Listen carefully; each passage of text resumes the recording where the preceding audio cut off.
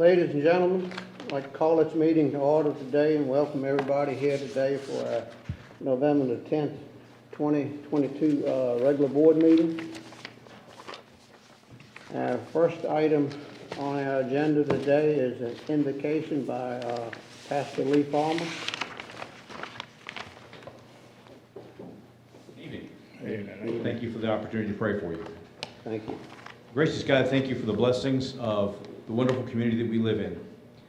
We ask tonight that you be with our Board of Supervisors, that you guide their thoughts and their actions, help them to have grace and mercy in the decisions that they make. For it's in your name I pray.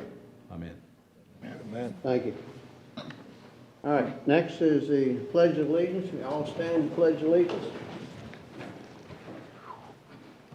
Pledge allegiance to the flag of the United States of America and to the republic for which it stands, one nation, under God, indivisible, with liberty and justice for all.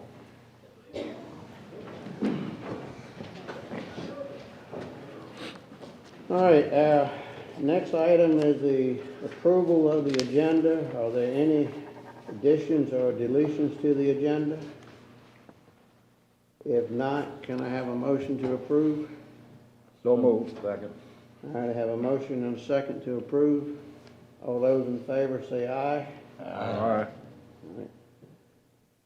All right, next item is the approval of the minutes. We have October the 13th, 2022 regular board minutes. Are there any additions or deletions to the minutes?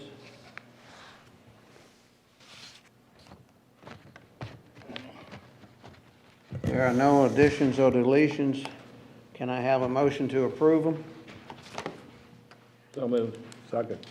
All right, have a motion and a second. All those in favor say aye. Aye. All right, thank you. All right, our presentations are our next item. Our first one we're going to do is an update from Northumberland County Schools. Dr. Wargo? You skip a couple. Good evening, Mr. Chairman and Supervisors. Just leave early. Thank you for pushing us up on the agenda. Due to the expected weather, we had to reschedule our football game to this evening, and that's at 7 p.m., so I'll be heading out after this presentation.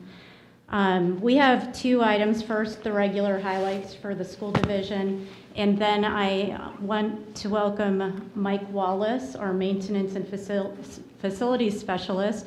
You had requested for Mr. Brand, the director, to be here this evening, and unfortunately he was not able to attend, but Mike is here.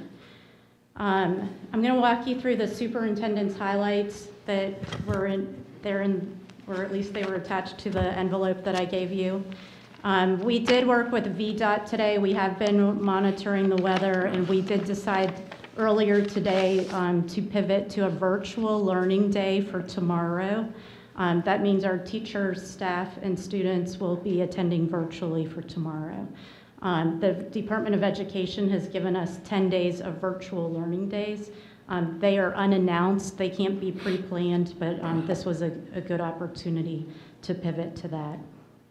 I'm very sad this evening to share with you, as I'm sure you already know, that Reverend Lee Scripture passed away earlier this week.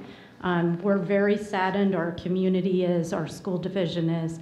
Reverend Scripture was an amazing person, as we all know, and this evening before the football game, we'll be recognizing Reverend Scripture and his family. Please keep the family in prayer. On page 2, we are recognizing veterans, given that tomorrow is Veterans Day. We thank all of our NCPS employees who are veterans, our Northumberland veterans, their families and friends, and we're just so thankful for their service to the country. Below that, you'll see the Northumberland County Public Schools Marching Band placed first in the Urbana Oyster Festival Parade. That's a really big deal. And I'm very proud of the students who were able to win first place. This coming week, on November 17th, we'll have a Thanksgiving dinner at well, it's actually a lunch. It's dinner at lunchtime. That's at the elementary school for all of our elementary school students and their families. And if you would like to attend our Thanksgiving luncheon, just reach out and we'll make arrangements so that you can be part of our celebration as well. At the bottom of page 4, we are engaging in optional weekly COVID-19 testing. That is free of charge. It is available for students and employees only. And just a reminder that Warsaw is having a free health clinic. That's on November 12th and 13th. We continue to list our job vacancies, our employment opportunities. That's in our message, in our weekly messages. We continue to look for a secondary agriculture science education teacher and a computer literacy and keyboarding teacher. And I think that's about everything for the highlights. Our school board does have a meeting this coming Monday, and the public meeting will be at 6 p.m. So I'm going to pause in case you have any questions before we get into the transportation roof. All right, any board members have any questions for Dr. Wardle? Yes, you mentioned about the need for 2 buses. Yes, sir. I need a regular passenger bus as well as a special education bus. Okay, what's the time limit? Oh, how soon do you think you would need those? Yes, sir. We need those immediately. They were in our budget proposal from last year. I did get quotes. I presented the quotes to Mr. Tadlock, and then last week on Wednesday when we had the joint school board meeting, you received those quotes as well. Any other questions? You have in your highlights about absenteeism and the importance. On virtual days, how is attendance/absenteeism counted? So that's a great question, Mr. Tomlin. We're allowed to, on virtual days, as long as you access the material, it doesn't necessarily matter what time, but as long as the students participate, they show completion. The activities are not intended to be new learning. It's a review of, things the students have been exposed to. So it's reinforcement. Have I answered your question? Yeah, I knew when the COVID started, there was big questions, what's attendance or non-attendance? Yes, it was a big learning curve at the beginning of virtual learning. We definitely want our kids in person, so, Oh, I understand. you won't see us using a lot of virtual learning days unless we get a big nor'easter that who knows what the forecast can hold. All right, so I'm going to continue and talk about the roof proposals. The roof proposals were in the manila envelope. There are 4 of them. This is for the Northumberland County Public Schools bus garage roof replacement. We talked about this a little bit last week. The location is 722 Avalon Lane, Heathsville. Option 1 on page 1 features Twin Rivers Roofing and Construction for a total cost of $85,575, and material specifications are as followed. And this is a little bit different, Mr. Haney, because I think Jeff, when we were talking, I believe it was a week ago, he may have quoted us at 28 gauge metal. In reality, when I went back through the proposal, it's a 26 gauge Galvalume with the Kymar 500 finish. The manufacturer is Angular Metals. And if you look at page 2, Twin Rivers is proposing to install a pre-painted 26 gauge Galvalume standing seam metal roof over a new layer of synthetic liner block 110 underlayment. Panels will have a 1-inch vertical seam and be 21 inches wide. All seams will be mechanically locked at 180 degrees, included approximately every 16 inches. Panels to be continuous without breaks and formed on site to ensure a proper fit. All accessories such as a drip edge, rake moldings, ridge caps to be field formed and fabricated from the same material as roof panels. Panel clips to be fastened with 1 1/4 inch screw shank nails. provide labor, equipment, materials, and service in order to have a sound and waterproof surface.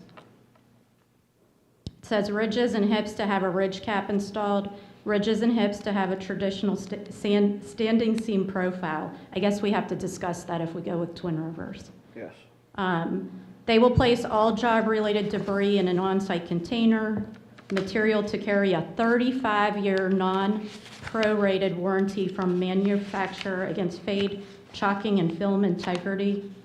Tool scratching could occur during the install and would be touched up with paint. So that kind of gives you a broad stroke of Twin Rivers. If we go to the next page, option 2 of the 4 is Colonial Roofing. Colonial Roofing has come in at $91,750. The roof installation is over sound substrate, fill flutes with new EPS insulation. Over the EPS insulation, mechanically attached new half-inch HD, which I think is high definition ISO insulation. I over ISO insulation, fully adhere new 0.060 TPO roof system. So please note, Twin Rivers was quoting a metal roof, and this is Colonial Roofing who's looking at TPO, is the surface. They would fabricate and install new shop-made coping and drip edge flashing and strip in with TPO cover tape. Install new TPO retrofit drains at exiting drain locations. All penetrations and protrusions through the roofing system will be flashed with TPO pipe boots and TPO flashing. All work to be performed as per manufacturer specifications. Clean up all debris caused by the removal and install of the new roof system to be removed and hauled away for proper disposal. A fastener gathering device will be used to retrieve any fasteners that may have fallen, and the job site will be left room clean. The manufacturer's warranty, I think, is good to note. Upon completion, there's a 15-year material warranty that will be completed by Colonial Roofing and submitted for processing as required by the manufacturer. In addition, Colonial Roofing will warrant against defects in workmanship for 2 years from date of install. If we move on, the last 2 proposals aren't as lengthy. They're both from Connemara. So this is Connemara Corporation. This is for option 3. They have quoted $167,760. You can see that the material used for option 3 would be Marco metals. It says R panel, PBR panel. They have provided us with a specification sheet. And they simply said the following, removing the roof and reinstalling 24 gauge Marco panels, removal of all debris. A supervisor would oversee the project. And then finally, we are at option 4, also by Connemara, for a total cost of $225,090. The pricing includes the following: re-roofing using the Butler metal over metal roofing system, addition of 3-inch insulation, replacing the metal mansard around the building with metal, new gutters, installations of a stainless steel gutter and roof with an EPDM membrane over it with cleanup and supervision. And Connemara provided a brochure which follows, showing the process of using this type of roof versus tearing off and replacing. I believe following that description, I tried to paraphrase everything for you. You have the actual proposals that were submitted. Again, Connemara, I believe, they just have emails and attachments, whereas you have formal proposals from Twin Rivers and Colonial Roofing. And Mr. Chairman, I do have Mr. Wallace here. I hope I didn't go too fast through those. We wanted to be comprehensive with you. All right. Any board members have any questions? When you put your proposal out, or whatever you called it, you didn't specify specific gauge? You just wanted the job done. We want it done with quality. Colonial Roofing they're not interested in installing a metal roof at the bus garage. That's interesting because they did such a fine job at our elementary school. The reason I'm saying is we don't have an apples-to-apples comparison. If you're asking the contractors to provide 26, 24, whatever gauge you want, then you can compare. This, you've got a lot of stuff moving around, and you don't have one style, one gauge, and then it requires more parsing and understanding than is really necessary. I mean, once you put your documents out, they should match what you put out. If they don't, then we're all over here.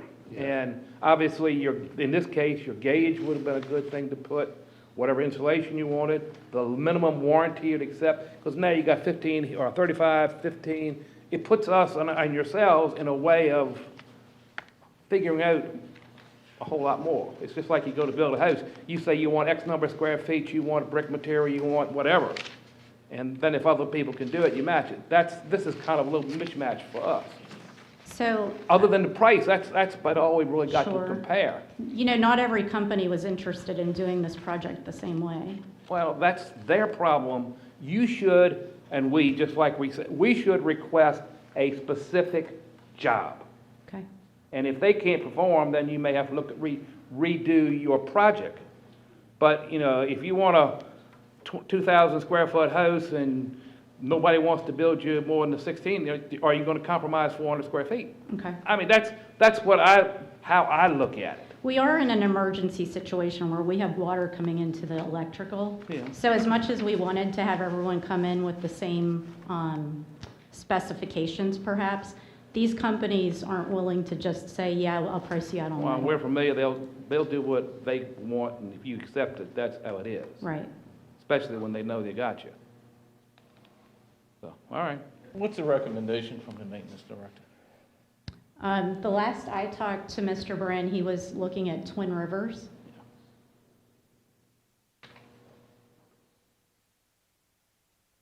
We do have a safety issue going on because this is an active garage with employees who have to work there every day.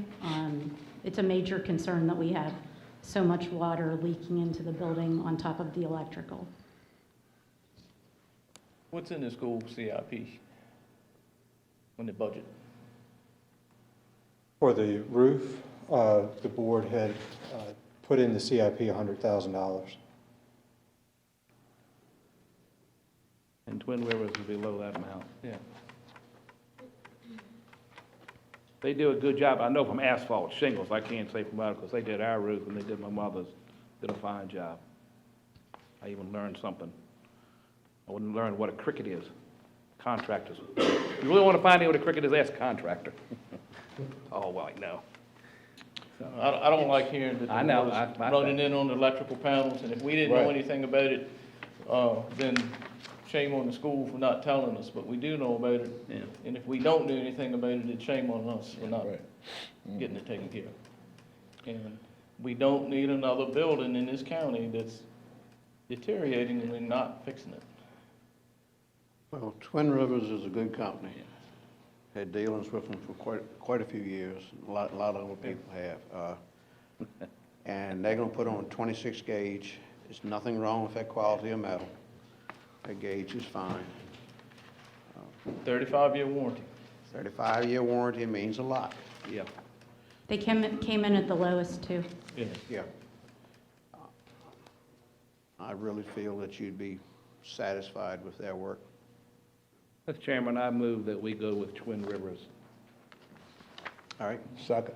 all right, got a motion, second. Any other discussion? What was the motion to move with it? To go with Twin Rivers. Twin Rivers. Yeah, the only thing I that you motioned second to go. I looked at just agree with you were saying, but not been specific. Twin Rivers list, that I can read, no insulation where the others did. Insulation.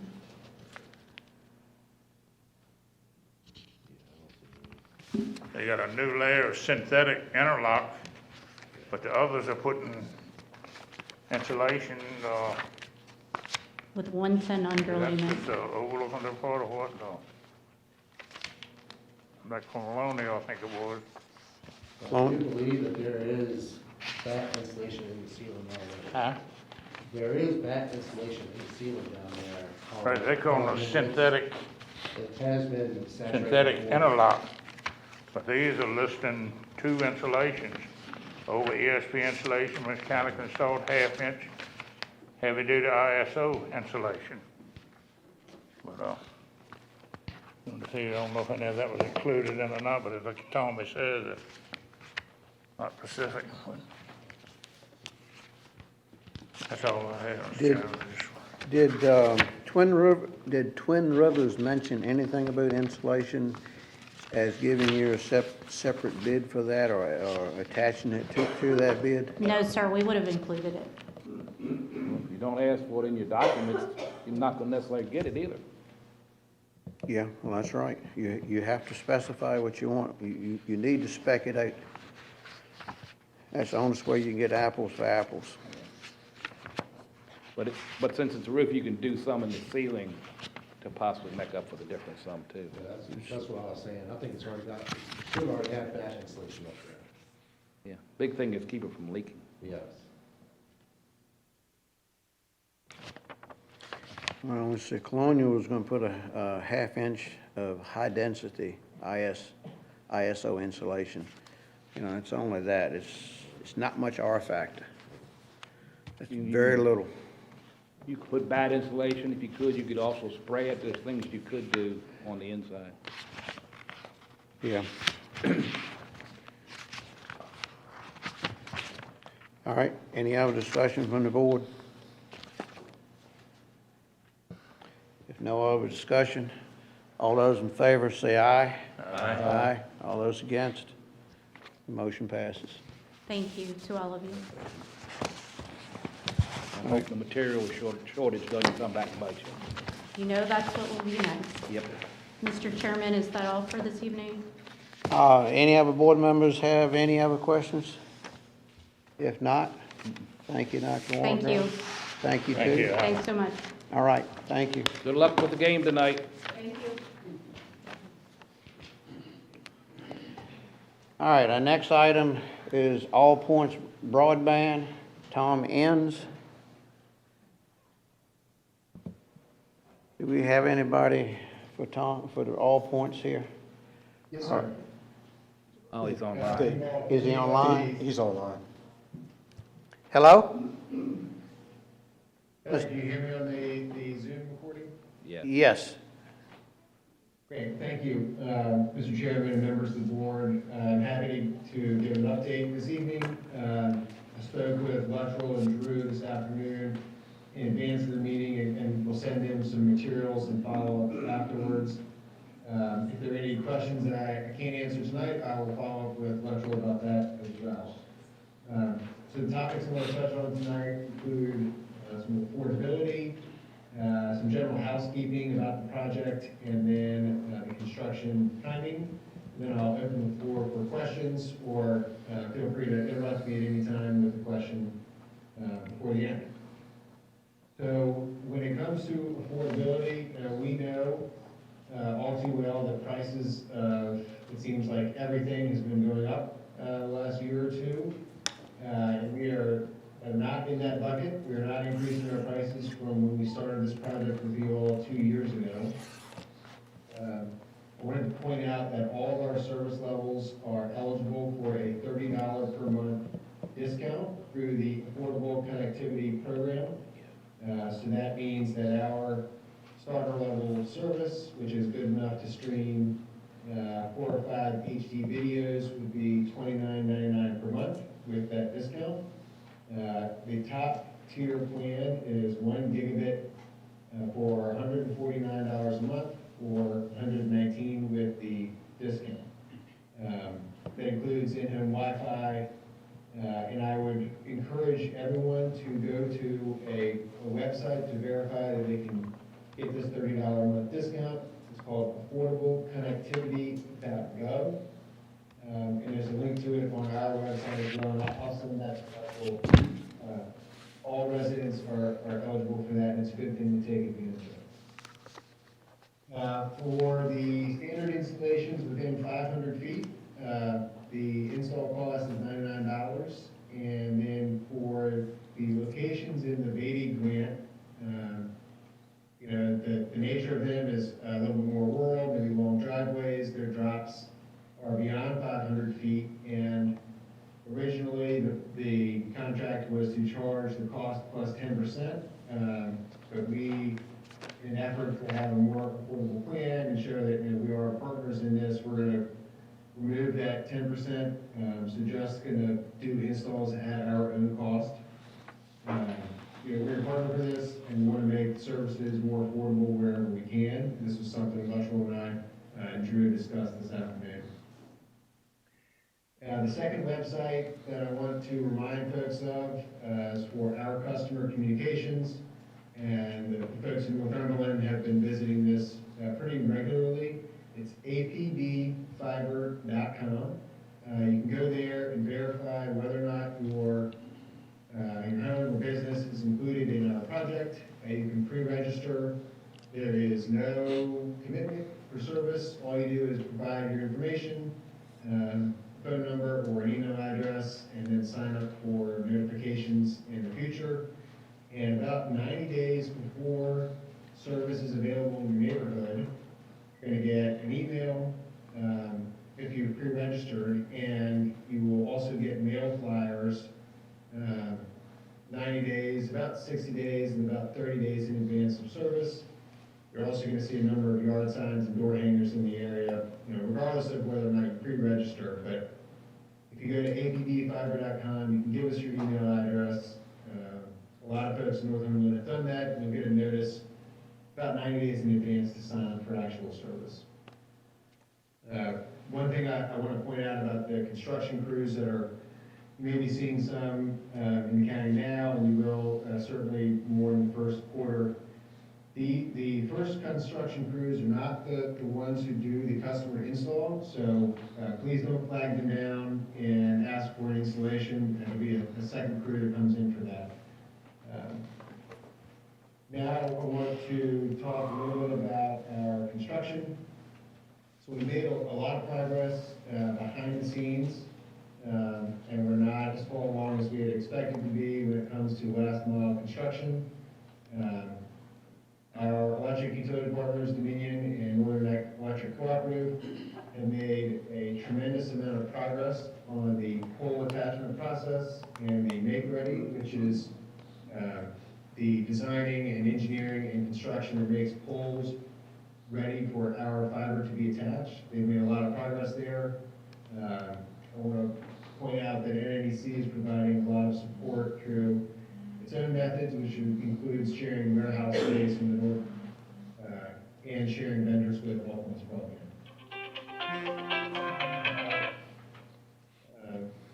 We had a third-party design firm that was a bit overextended recently, so we have relieved them of work in a number of other counties so they can focus on priorities like Northumberland. A portion of the county's design is complete, the construction plans are ready. We hope to have the rest of the final design done soon so that the last mile construction will begin in the first quarter. The construction crews that you all have been seeing right now in Northumberland are working on what's called middle mile fiber. That's along the main roads and providing service to large sections of the county. The next phase is the last mile, which will get down to the neighborhoods off of the main roads and prepare us to connect to individual customer homes. And that'll start in the first quarter, that last mile section. Luttrell had raised a question earlier today about Northumberland, the crews in Northumberland waiting to finish work in other counties. They're going to have crews doing work in multiple counties, not contingent on finishing in other counties. What we're waiting on now is the final permitting for pole attachments. Now, what we're seeing right now in the construction space for fiber is that construction crews want to have a substantial amount of fiber routes that have been permitted and ready for their crews For example, in Northumberland, we're, instead of previously releasing 30 or 40 miles to the construction crew, we're gonna do increments of 100 or 150. So that the crew comes in from out of town, they work 6 days a week, they get a lot of work done in a shorter amount of time, and they can move on to the next project. What we really don't want to avoid is have them start in a certain part of the county, get a month's worth of work done, run out of permitted miles, and then go to Pennsylvania to work for 2 weeks and then never come back. So we're building up a lot of permitted constructible miles before those last mile crews start. They will begin in the first quarter. So even though that last mile construction is starting a little later than expected, we're still confident that the project will wrap up in time. I know that everyone in the room is anxious to get folks signed up as soon as possible. I promise you, we are as well. And I appreciate your patience, and I plan to give more frequent updates as we continue through the next phases of the project. I'm happy to answer any questions tonight, or if there's anything else that needs to be followed up with, I can do that with Electrical as well afterwards. So, open the floor to your questions. All right, thank you. Any board members have any questions? Who do you get your permits from? So the permitting, if it's underground, it's from VDOT. And if it's on an electric utility pole, it depends on the pole owner. And for us, that is either Dominion Energy Virginia or Northern Neck Electric Co-op.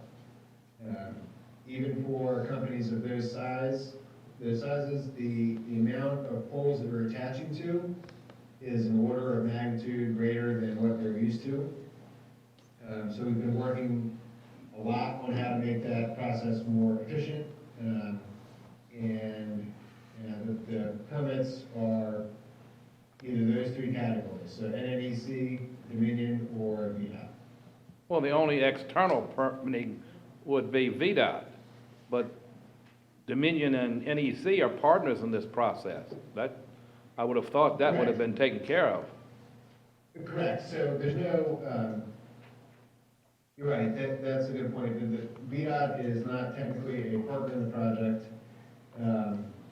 but to attach to an electric utility pole, they still need to permit the attachment because of the National Electric Safety Code. So they have to go through their own process, regardless of whether or not they're a partner in the project, to make sure that they comply with all of their regulators, which is a different set of regulations than we have to comply with. It's not a permit, it's a process. It's not like they have to go to the SEC to get approval for this. Correct, yes, sir. And based upon your timetable, when might the first person be connected in Northumberland County?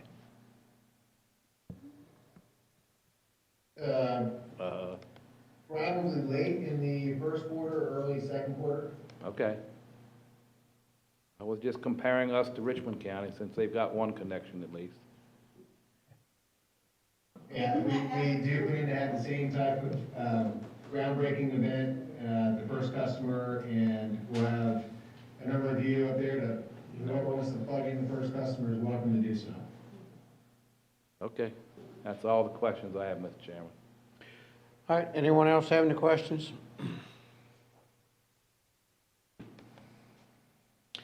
Mr. Enns, you said you were going to be giving us an update a little more frequently. What kind of time scale would that be done in? Electrical asked if I could come to the board once a quarter. Okay.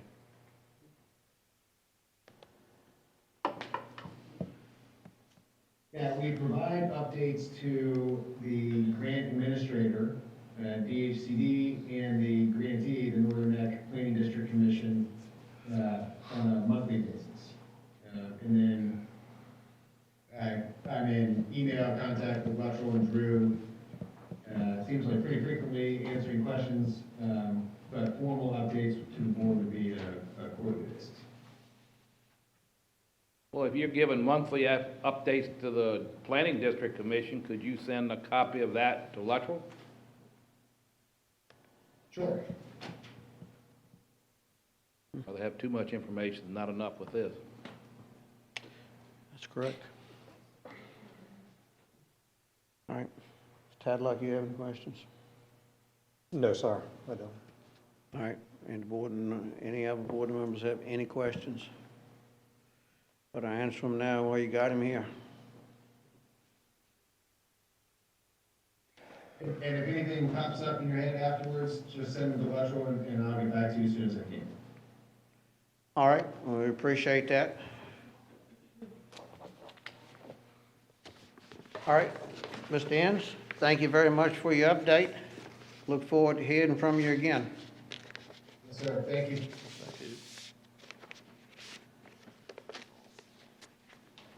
All right, next item on the agenda is an update from the Virginia Department of Transportation, and that's Mr. David Beal. Good to be with you. Can you hear me?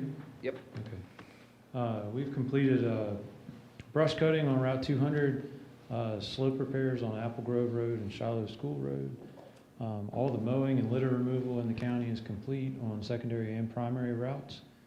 We've patched potholes countywide, and we have prepared all of our snow equipment for the upcoming snow season. So everything's greased up and ready to go.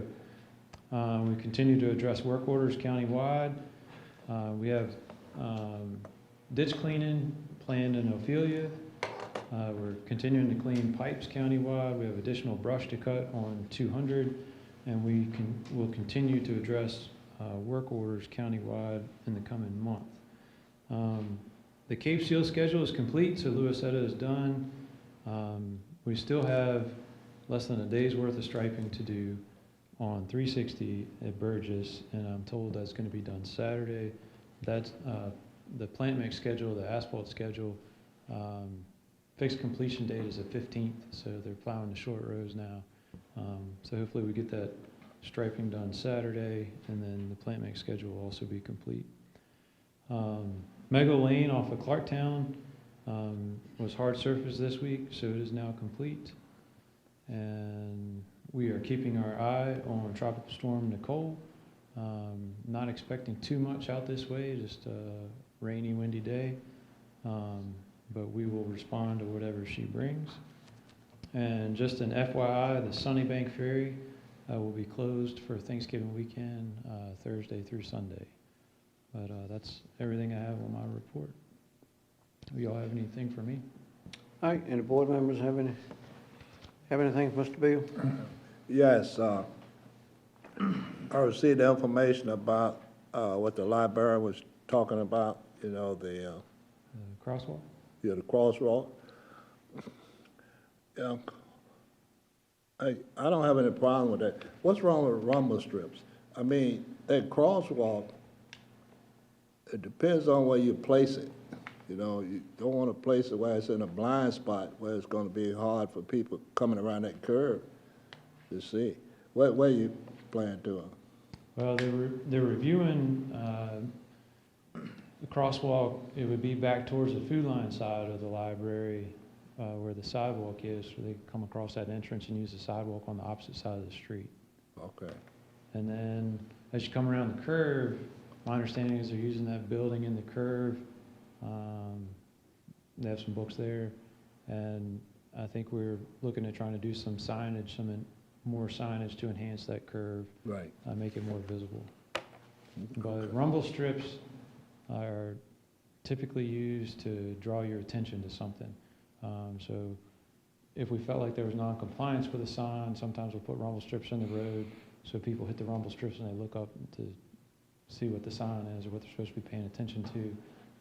I'm sure you've seen them on the sides of the road where if you start to run off the road, you hit the rumble strip and draw your attention to get back in the road. So that's Right. typically what we use a rumble strip for. Okay. Thank you. That's all I have. You have anything, Joe? No, good. Tommy? Yeah, you sent the memo that you received regarding Remo Road and that curve scenario. Curve warning signs, what exactly, is that the yellow sign with that only? Yeah, we call it a chevron. It's a yellow sign with a black kind of. Oh, you talk about the triangular ones? Yeah. Okay, Just kind of point you around the Yeah. curve. all right, and you mentioned in there reportable accident. What is that for your purposes? A reportable accident? Yes, If the law enforcement reports an accident, it goes into a database called TREADS. okay, so it has, law enforcement has to be involved. Right. Like, I know there was a fence damage, but apparently the landowner didn't call it, and there was obviously no Yeah. car there. Yeah, then we wouldn't have a record of it if it wasn't reported. So you could have multiple scenarios, but just because law enforcement's there, so Mhm. that's your criteria for reportable. Okay. Right, and as we talked, I guess saw the sketch, but I can't recall whether it was chevrons or an arrow, but regardless, it's a yellow sign with either a black arrow or a black chevron. I can't remember what they were putting up there. Anything to help, because like I said, that gentleman, I'm sure, was tired of losing mailboxes and his fence he was just starting to put up. Oh, All right. Right? Right there, where at the end of the, well, it's not the end of the 4-lane, but where the physical barrier starts, 360, where they start at the pavement and the physical dirt between the highways, the sign that's showing, they stick a big sign, they keep right, it was completely gone this morning. I don't know what, I didn't even see it laying on the ground around anywhere. And that's just, Like right there in front of Little River Market. just west of Heathville? Huh? Just west of Heathville, No, or just east? east of Okay. Burgess Avenue, a mile. Okay, Right there, Greenfield Road, I don't know. Yeah, it's Greenfield Road, Yeah. you're right. okay. Little River Market. Right that Little River Market, but it's right where you have, a physical barrier between the two highways again, right where there's a sign that's showing that split. Keep right, I guess it said something like that, but there was a big sign there, 'cause I remember as soon as you come up now, you notice nothing there. Okay, we'll get it replaced. But I didn't even see the sign laying in the grass or nothing. But it might have needed some aluminum or something. Somebody must have wanted it. We'll find it. All right, Clocktown Road, right after Clark Lane, about 400 feet down on the left, there's a culvert there. And there's a hole in the road there, at least 8 inches in diameter. Noticed today after they came in, did a little patching in there. And they were in there doing that patching. I guess it's, 80% of the road's covered? And the other 20% they didn't. What was the reasoning for that instead of just completely give it a surface coating? Because you'd see a spot that was 3 feet with no coating, then it'd be 110, maybe 130 and back, and then you'd see 200 feet covered. So the patching that we were doing, we had oil left over from the surface treatment that we did on Mega Lane, so we were trying to use up the rest of that Okay. oil. But typically, when they do that type of patching, they're just looking for cracking in the road, and they patch the portions that are cracked. So they're just trying to The cover as worst much of part. the cracked section as they can, and they left the rest of it. Okay, all right. If you don't mind, check on that hole there, because I saw it about 3 o'clock today, and it was like that. And it's big cavity underneath. And you said it was on Clarktown just after Clark Yeah, Lane? right after Clark Lane. Okay. About 400 feet down that road, there's a culvert that crosses the road right there. Okay. And it's on the left-hand side going in. It's in the road, not the shoulder? Yeah, it's in the road about 3 to 4 feet in the road. Okay. All right, so I'm gonna check it tonight. Culvert's not cracked, is it? Culvert's cracked, that's what it is. All right, if it's cracked, then you gotta replace the culvert. Yeah. Otherwise, you're always gonna have that problem. Yeah, you're always gonna have a problem, but that's probably what it is, the culvert's cracked in there. And it's washing out underneath.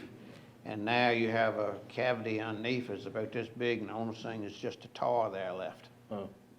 But check it's it. already got a hole about this big into it. We'll check it out tonight. All right, okay, thank you. All right, thank you all. All right, thank you for coming. Take care. All right, our next item is Mrs. Becker from Golden Village Christmas. Good evening, everybody. Good evening. I'm I'm Corinne Becker. I'm the director at Rice's Hotel Hewlett's Tavern in Heathsville. You know the tavern's right behind the old courthouse. It's been there since the 1700s. It's been a lot of things over the years. Right now it's a gift shop that sells locally made handcrafts, and it has a cafe.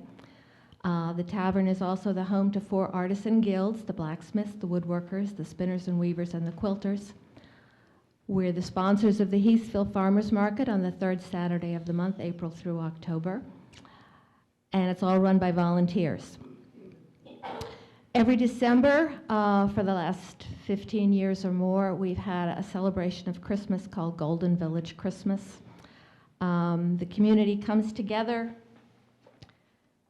and we'll have vendors out on the tavern green, bake sale with goodies made by volunteers.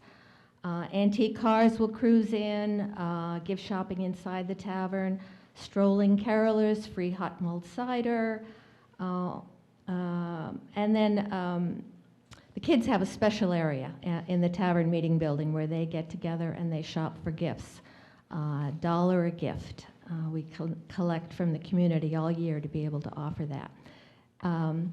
So when Mr. Brand came to me and suggested there might be a way to cap off the day in Heathsville to celebrate the Christmas season, I was really delighted to work with him and Miss Wilson on a tree lighting ceremony, which will take place at 4 o'clock. I did a flyer. I hope you all, yes, I see you have the flyer. It's designed to talk about everything that's going on in Heathsville that day, including the oyster roast that St. Stephen's holds, and but culminating in the tree lighting ceremony. So the itinerary includes children singing. Miss Wilson approached the elementary school and the middle school about singing, so they'll be doing that.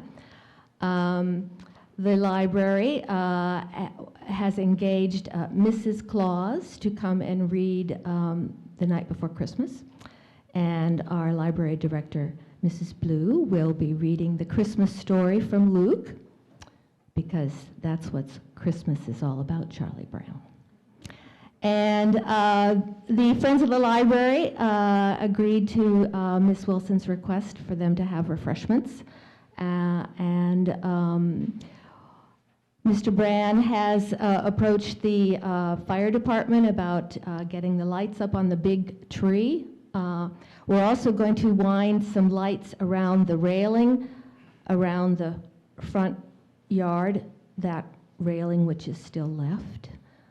And I have gone out and purchased some luminaries. I'm going to be going up and down the street of Heathsville, meeting my neighbors. I live right in the village area of Heathsville, and saying, perhaps for Christmas, we're going to be trying to do something special this year for Christmas in Heathsville. If you would consider decorating your house this year, and putting out a couple of luminaries just that one night. They'll each have a little candle in it that glows for about 3-4 hours. And so for one night, it'll look really quite spectacular, a little Christmas fairyland in Heathsville. I believe Mr. Haney has agreed to be our MC of this activity. Thank you very much. And then it'll culminate in turning on the lights. All the lights will come on. And I'm hoping then we can have maybe a little brief carol sing, Silent Night or something like that. We'd all sing together, and at that point we'll have spent a nice time in town celebrating the holidays together. So that's what's planned, and I hope all of you can be there. Although you get dispensation not to come. I understand you have another engagement to take care of. So, and I'd like all of you to come too. This is going to be a fun time. I will be there. Okay. So, what else can I tell you about make it a Heathsville Christmas? Question. Yes. I understand you're inviting the school choir. Well, why didn't you involve some of the church choirs? What we're trying to do this year, Mr. Long, and I know you asked your question to Ms. Becker, but we're trying to start off small this year because we don't know how well or how organized we're going to be doing it the first time. Next year, we're going to add to it. The churches are more than welcome to come and help and participate, and that's where we had asked. I would love to see the churches come and sing with the whole group when we're singing. We thought we would start off small, you know, and that gives us something to shoot for next time to make it even I better. understand what you're saying, but I still say that the choirs should be involved too. And if they can come and sing with the other groups, that'd be nice. And we'll add that in next year. No, I'm not talking about next year. I'm talking about this year. I'm not talking about next year. The choir should feel free because some of the word is out that, you know, some of the choirs thought they would be involved in this too. You know? So I think you're shutting them off, in my opinion. I mean, that's the way to bring the community more together. Well, you know, when we first started talking about it, that was one of the things that we considered. Certainly, if you feel strongly, we could ask more choirs to come. I don't want the program to get, I don't think you want the program to get too long. It could be cold, you know, it's starting to get dark. But Well, good fellowship makes it warm. Okay. Well, which church choirs would you like to invite? Well, I know. Well, how about you can email me or call me at the tavern. What's your number? The tavern number is 804 Okay. 580-3377. 3-3. And give me the contact information, and I'll speak to Miss Morgan, and we'll see if we can invite them and make the program even better then. Ms. Becker, I think we got a young lady that would like to volunteer and help. She could help organize that as well. So if you Hello, and two, how are you? and if you two could communicate, we could Sabrina, work hi. at it and move I've met on you with it. before, I've been there at the tavern many times, so I think this is a great idea. Oh, yes, of course. So I think when you ask what churches should be involved, I should think we should invite all of them in our areas. I mean, if they choose not to come, then at least we reached out. Right. So, Well, between the two of you, you get in touch with me. You got my phone number there. Yes, ma'am. Yeah. You give me a call, and Miss Morgan and I will work on that together. Sounds good. Okay. Thank you. Mm-hmm. Thank you. All right, any other board members have any questions for Mrs. Becker? Okay. Thank you for your Thank you, Ms. time. Becker. Thank you. It's a pleasure to work on this project together. All right, and I want everybody to come on December the 3rd at 4 p.m. Look forward to seeing you there.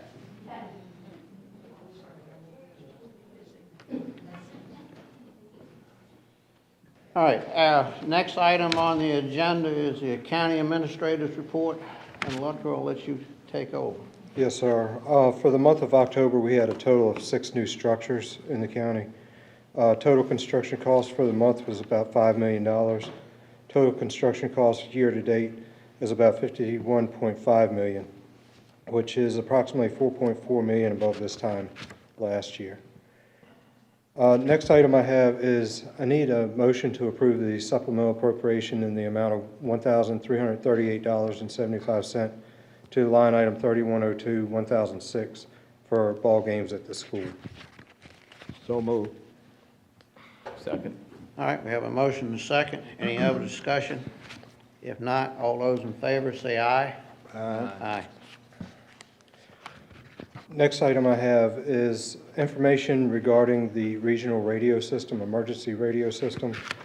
I worked with Sheriff Beecham on a spreadsheet that's in your board docs that shows the cost with Lancaster and the cost without Lancaster. Also provided to you was a letter from the sheriff suggested next steps, and also a copy of the Lancaster's request to join the regional radio system. And Sheriff Beecham is here. I don't know if you have any questions for me or the sheriff. Sheriff Beecham? Would you mind come up, please? I don't mind at all. Thank you, sir. Good evening, Mr. Chairman, board Good members. evening. Any board members have any questions for Sheriff Beecham? I don't know whether the sheriff or the county administrator, have we done a letter of intent to join? So that's what I'm That's going what to I- ask y'all to do tonight, because that will start the process, should the board choose to join the radio system. That doesn't bind the county to doing anything but formally requesting, and then we start talking with the regional radio partners. Lancaster, my understanding is Lancaster is wanting to redesign their side, maybe adding a tower, which would be no cost to us. It may or may not change our coverage in the lower end. So if they come up with a new design, then we will sit down with Lancaster, us, federal, and go over the design. Once we agree on it, we'll bring it back fully to all of our partners. They agree on it, we bring it to the board and move on. They're not talking about possibly dropping Good Luck Tower, though, are they? Yes. That- All right. Their argument is that they have a lot invested in the equipment at the radio station tower. So I did some measurements on Google Earth today, and it's about a mile difference. My other concern, which I don't know, is the elevation of the antennas, because that's going to play a role. Yeah. So once federal does all that work, we'll get a look at the coverage maps and see if it changes anything at all. You'd have less concern on the radio tower at Kilmarnock radio station than you would with the cell phone towers from the height location, potentially, I would think. Right. Whether that does, I don't know. And keep in mind, moving that from Good Luck to Kilmarnock, they still have to have coverage for fire and rescue because they cover all the way up to Mount Olive Church. That's right. So it's just not the sheriff, just not me. Oh, I know. They need it too. So I don't think they would go with a tower that's not going to give them coverage. And they're still gonna need, just like you, coverage down Indian Creek, all Correct. the way down Bluff Point Way. Yes, Moving that out could make a difference down there. it will. So I think that's the only thing that we need to work out if we get to that step. Mr. Chairman, I move that we draft a letter of intent to join. Second. All right, we got a motion and a second. Any other discussion? If not, all those in favor say aye. Aye. All those against? Aye. Stan, I'm not against the radio system. Sheriff has done a lot of work preparing this information, and I want, as always, I mean, I got 30 years plus in each fire department and rescue squad, so I know what importance of communications is. Not gonna give you no big, long speech. But the process is the way this was done. It's never been done anything in the county like that, to spend nearly $6 million without it going out on bids, without it going out the RFP, and only one company. We just had a few minutes ago, we had 3 different bids out, and it was questioned in because it wasn't detailed what you want. We have never put out to anybody as far as know what we want. That was the problem, they said, with the last radio system we bought. We didn't tell them what they wanted. Federal engineering said we got everything and above what was in the contract. Well, we never put in the contract. What we wanted was a complaint. But this time, we are not putting anything in there. We're not telling them what we need. They're selling us what they got. It's like you go on a car lot, and you want to buy a new car, but you don't see the one you like. Well, that salesman now is going to do his best to sell you what he's got. That's what they're doing with this radio system. It might be the best one in the world, but we'll never know because we never compared it or anything. price-wise or operational-wise. And I appreciate, because I know you put a lot of hours in on it and worked on it, and I appreciate what you've done. That is, I'm not opposing the radio system for good communications. I'm opposing it for the way things were handled.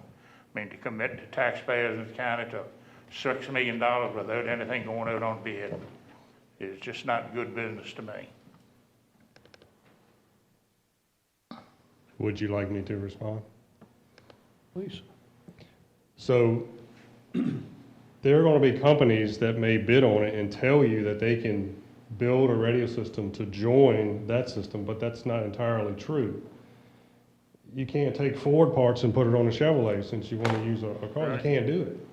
They may tell you, well, we can rig up something and it'll probably work.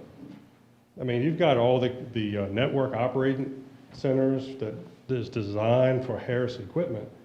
And I'm not a Motorola or Kenwood expert, but you can't tell me that a Motorola system is going to tie into a Harris system. I'm not saying that. And that's what we went after, because not only is it going to give us coverage, we're going to have interoperability that we've never had before. We'll be able to drive all the way through King and Queen, if we had to, down to Matthews County. If we get Westmoreland's frequencies and their permission, we can go right over there just by the turn of a knob on the radio. That's what we looked I know at. some facts in it that's, And to only have one bid, we didn't have to do, and I believe, Mr. Gregory, if you could correct me if I do say something wrong. Since Harris is the only one that can provide the equipment to join their system, understand that. that's sole, help me out. It's a proprietary system. Thank you, sole proprietary. So you don't have to put it out to bids, my understanding, when other companies can't bid on it No, anyway. you don't have to, but was there anything, I mean, you did what you were instructed here to go out and get a estimate or presentation from them. Yes, sir. You did actually, you instructed. It's never been done like that before. You've never had to do one for anything you've already had. I mean, you got the bids and brought them to the county, like for your CAD system and all that. Yes. But, no, I understand where you're coming from on it. I'm just not comfortable with it. But I do want you to have 100% communications at all Yes, sir. times, the best available anyway. Well, I appreciate that.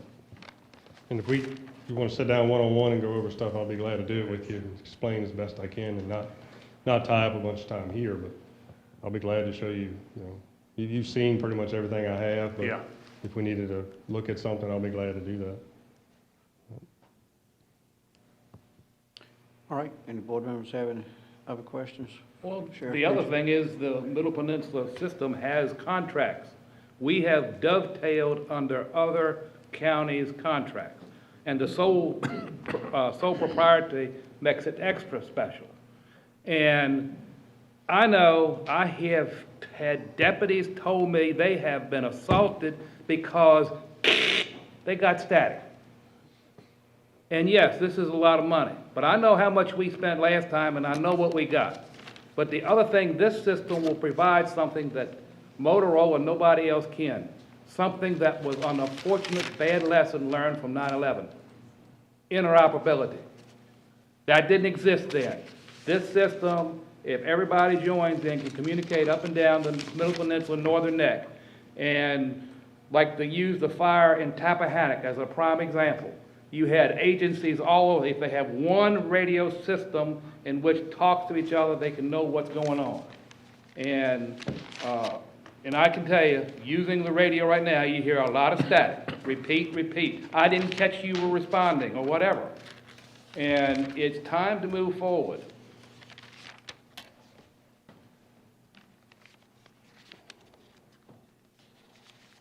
All right. Any other questions for Sheriff Beecham? Mr. Chairman, just one clarification. The motion was to draft a letter of intent to join the regional radio system. Is that to go ahead and forward that letter to the regional radio system? The motion to modify it to draft, that we move to adjoin, write a letter of intent to join. However you want to say it, I want us to join. Want to redo your motion? We'll just redo it. I withdraw my first motion, and I move that we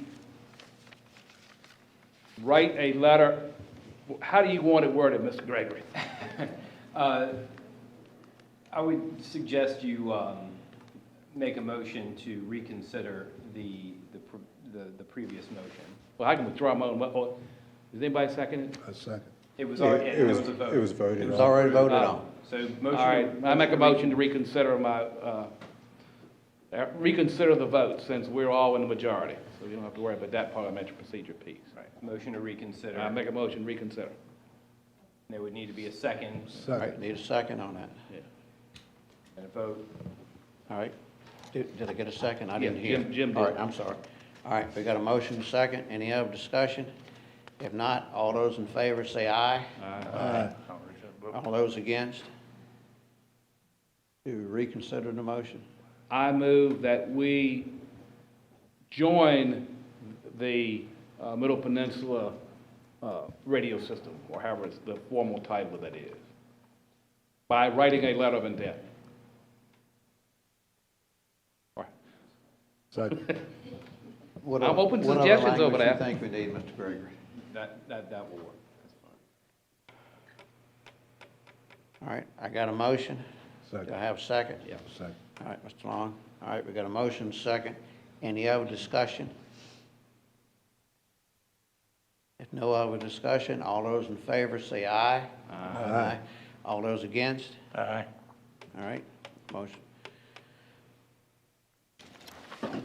All right. Next item. All right, thank you. Last item I have is just for your information right now, is information on the Sheriff's Office vehicle. We hope to have some additional information to you at the December meeting, so I don't need any action on that particular item tonight. That's all I have, Mr. Chairman. All right, nothing else. All right, the next item, excuse me, next item on the agenda is the approval of the check register. Has everyone had a chance to review the check register? Yeah, I move that we approve. I got a motion, do I have a second? Second. I got a motion, second. All those in favor say aye. Aye. Aye. All those against? All right. Next item is board comments, and we'll start with you, Mr. Long. Okay, Mr. Tadlock, what's the update on the old school board office? We have gotten all the information that we need, and I am in contact with the county attorney on next steps.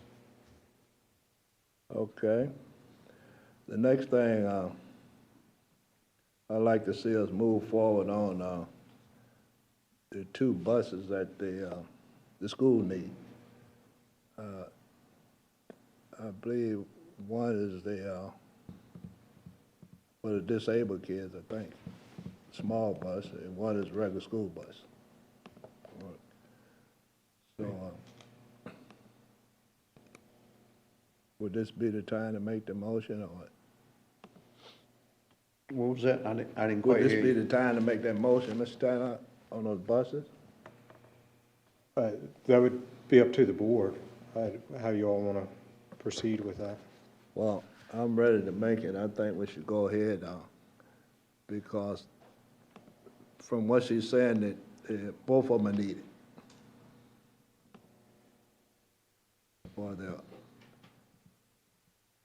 a good operation of the school division. So I'm making a motion that we move forward on purchasing those two buses for the school. All right, I have a motion, do I have a second?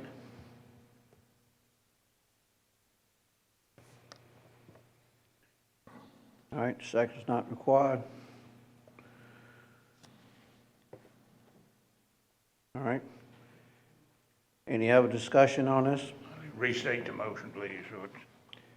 Motion to move forward with the purchase of the buses needed by the, With the what now? of the school buses needed by the school system. There has not been a dollar amount put into this motion or anything yet. And I know we got information at our joint meeting from the school system on the buses, and I don't remember what the dollar amount was into it, and I just can't remember off the top of my head. Do you have that information, Mr. Taylor? I've just pulled it up, and Yeah. it was some information that they had said that the transportation would prefer one special education bus and one passenger bus.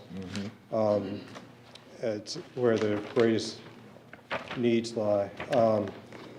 And the Kingmore Supply had one 77 passenger bus and one special education bus at $233,993. 200 what? $233,993. Now, the board did approve up to $200,000 in the CIP program. So the amounts did come in higher than what we had appropriated in that fund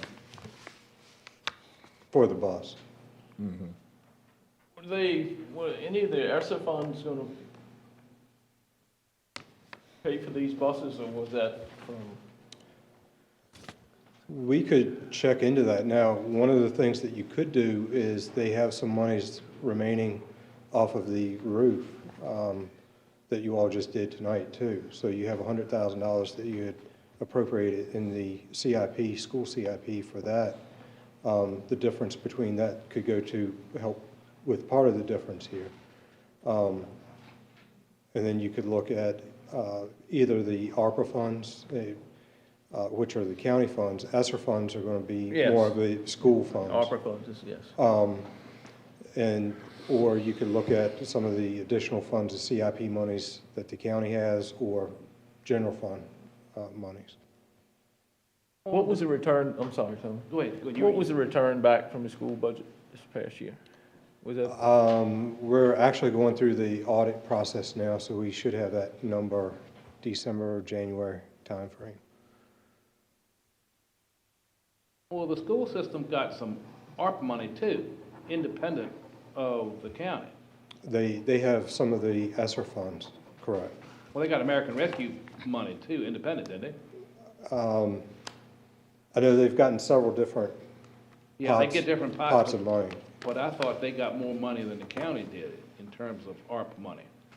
I'd have to go back and take a I think look. that's correct. I think they got like 2.3 or 2.4, and we were like 2.1. They may have enough, they could probably come up with the additional money themselves. You know, they had, obviously it's an important thing, but, you know, if they've got the money, they need to consider using some of their sources first. Or what are they waiting for? We don't want to let that money sit there and all the other needs sit there, and school bus garage leaking and shocking and, you know, all the other stuff they've got. Mr. Taylor, is it possible for you and the superintendent to get together and for the next meeting, bring up the best route? I can reach out to the superintendent, get some information and talk to him, sure. Right. And find out how much, if any, ARP funds they have unexpended. And some of it wasn't appropriated by this board, if I remember right. Yeah. Yeah, that's right. So I think, look at the various fundings they might have. Yeah. Mr. Long, you want to withdraw your motion? Yeah, I withdraw my motion, and I'd like for Mr. Tadlock and the superintendent to get together, and they can bring the information back to the next meeting, next regular meeting. All right? Okay. All right, you have anything else? No, that's it. Brian? Don't have anything. Tom? Yes, I would move that the board pass a resolution honoring the life of Lee G. Scripture Jr. You can use some of the information from what Holly gave, being a school board member, being the statistician, being the sports editor, basically for the Echo about that, pastor of, you know, Comica Baptist Church. So and that would be something I think, and I would so move that we do a resolution honoring his public service, religious service, et cetera service. Yeah, that would be Second. very, very appropriate to do that. Second. All right, we have a motion and a second. All those in favor say aye. Aye. Aye. Anything else? Oh, yes, got a question, Mr. Gregory, I don't expect you to have an answer right now, don't answer that. Can a county employee, and county is in quotes, like for the sheriff's department or EMS, can they work part-time with another county department without that running into overtime or other issues? Because you're going to have different line items in which it would be paid for. So if you could, next meeting, have some, because I know I've heard there are some deputies who may want to be on EMS, and EMS may that, but then you may have some county staff that might want to do one or the other. Because it's all quote-unquote county money, but it's got different sources, but they will all be different account numbers attached to it. And whether that's an overtime issue, I do not know. Let me make sure I understand, Mr. Chairman. Mr. Tomlin, are you talking about current fire and EMS employees who also want to do work for another department, or those employees want to do additional, or non-fire and EMS employees want to work for that? If they are a deputy sheriff, but they are EMS qualified, could they work part-time with EMS? If EMS wanted to quote-unquote part-time, this is all subject to department heads and the county's approval, of course, be a dispatcher for the sheriff, I mean, that's when I'm trying to figure different things without running into our overtime. We don't want to pay overtime unless it's something we decide to do it, but. Yes, sir. I'll look into it. Yeah. I didn't expect you to have an answer. All right, Mr. Jett, you have anything? All right, I don't have anything. All right. Next item on the agenda is I need a motion to convene into closed meeting. Mr. Chairman, you'd like me to read that? Yes, sir, please. Need a motion that the Northumberland County Board of Supervisors convene into closed meeting pursuant to Virginia Freedom of Information Act, Section 2.2, 3711A1, for the discussion and consideration of personnel matters. Invited to attend the closed meeting as necessary are the county administrator, assistant county administrator, and county attorney because they are deemed necessary in their presence will reasonably aid the board in its consideration of the topics to be discussed pursuant to Virginia FOIA Section 2.2, 3712F. So moved. What Luttrell said. All right. Second. Got a motion, second. Any other discussion? Mr. Yeah, before you vote on to go into closed session, do you want to make an announcement, but make sure people are aware this other public hearing has been carried over? So, Yes, I will. Thank you. solar panel job, just so they're not sitting there waiting till we. All right, on our public hearing tonight, there was an application, and it's a carryover to the Board of Supervisors meeting until December the 8th, 2022, and the request is by Philip Haney and Judith Haney, and Philip Haney III, owners and Community Power Group application for a solar farm.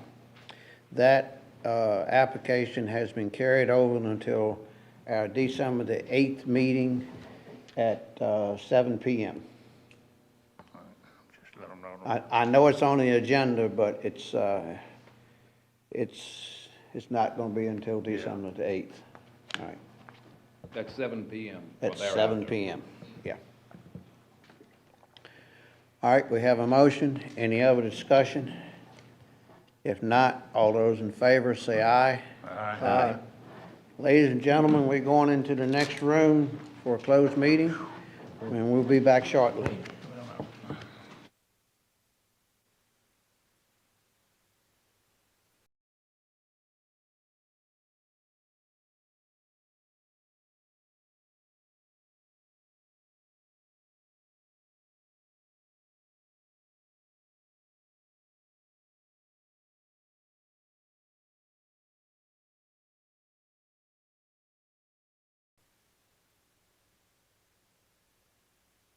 I have a second? No, wait a minute. Oh, Jim ain't here. Jim's not here.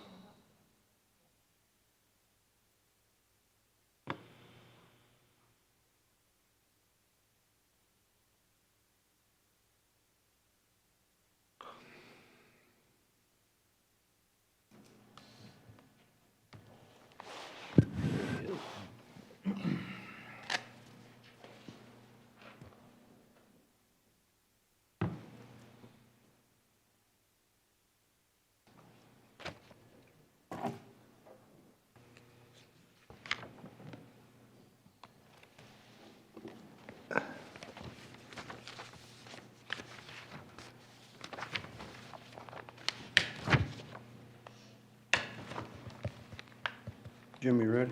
Yes. All right, Ronnie. May move to come out of closed meeting.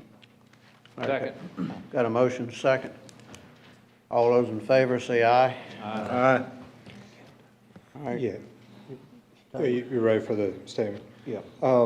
Need the board to make a motion that the Northumberland Board of Supervisors return to public meeting and certify by roll call vote that only public business matters lawfully exempted from open meeting requirements by Virginia Freedom of Information Act and as were identified in the motion convening the closed meeting were heard, discussed, or considered during the closed meeting. I move that we do what Mr. Tadlock said. All right, have a motion. Do I have a second? Second. All right, got a motion and a second. Now we'll have a roll call vote. We'll start with Mr. Long. Aye. Mr. Brand. Aye. Mr. Tomlin. Aye. Mr. Jett. Mr. Haney, aye. All right, thank y'all. Now, ladies and gentlemen, we are back in our open session, open meeting, I mean. Next item on the agenda is the public comment period. First person that signed up to speak tonight is Duncan Spencer.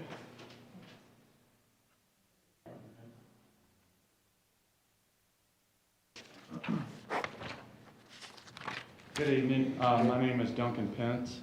I live in Chesapeake Beach Estates, which everyone in here probably knows that it's a private development or subdivision. It is a R3 district. Our typical size lots are 40 by 100, and I guess there's more of those than not. I also wanted to say that we maintain the roads. The state does not, and that runs around $10,000 a year right now anyhow. We also, and all the landowners obviously pay dues, and that's what funds all this. Also, that we have a private beach, we have a clubhouse, we've recently, 2 years ago, put in a jetty wall. Everybody here knows how expensive they are. We have a fishing pier, a boat ramp, a pavilion, and picnic area. And of course, based on dues, all the landowners put in. So you can see that we're very vested in our community. That's, a lot of money per year. We have 5 short-term rentals at this point in our subdivision. And of course, any day that could be 4 to 6 people per household or a short-term rental coming into and using our facilities. And the facilities I just named. As many as 11 have been in one place, and if you can see a 40 by 100 lot and 11 people next door, imagine the parking, the limited parking, what that does to our roads and stuff like that. Recently, I will say that 2 houses went up for sale on our street. Both were tried, a corporation tried to buy both to turn those into short-term rentals. So obviously, they're taking advantage of the situation and trying to buy up a lot of lots because of the housing shortage. Luckily, the owners did not allow it. They want families there, not corporations. And again, when our subdivision was built with these small lots, excuse me, I really wasn't going to say that. We get the idea. Anyway, I got a laugh out of that. That was good. Small lots. Yeah. With these small lots, obviously, our subdivision was developed for a high-density area. And having short-term rentals move in next door with these 40 by 100 lots it doesn't make good neighbors. And I think that if you look at our beach, which is not very big, that when you get 11 people per day from this house and 4 from the other 3 or 4 houses, you see how that burdens our community and puts a strain on our things that we offer. we take up dues and how that puts a strain on, our subdivision that we care very much about. Hopefully I've made it short and sweet. I just want to ask that you all regulate short-term rentals within Northumberland County and R3 districts for the reasons that I stated. Also that you initiate a conditional use permit. So people have to apply, short-term rentals have to actually apply. So it notifies the neighbors, and then there's a public hearing for these. So we have a voice in whether or not short-term rentals move next door to us. And of course, we would, of course, like them to be, not to leave anything unanswered. So we would just like the choice and have the choice in voicing our opinion when, if a conditional use permit is got. So that's all I have to say. Do you have any questions of me? Is that correct, Mr. Tadlock, is about aren't the short-term rentals guaranteed by right? That is correct. We classify them as vacation home rentals, and we do allow them by right in all of our districts. So there wouldn't be a public hearing? Not the way that it stands currently, correct. Right. So there's no public hearing, but are the neighbors notified when the short-term rental is? No. No, sir. Okay. Not the way that it's currently done. But this is, okay. I Anything? just wanted to clarify that the way is the guaranteed by right, is that state law or county law? That's county. Okay. Thank you. Sir. Thank you. All right. Next person is Sheila Pence.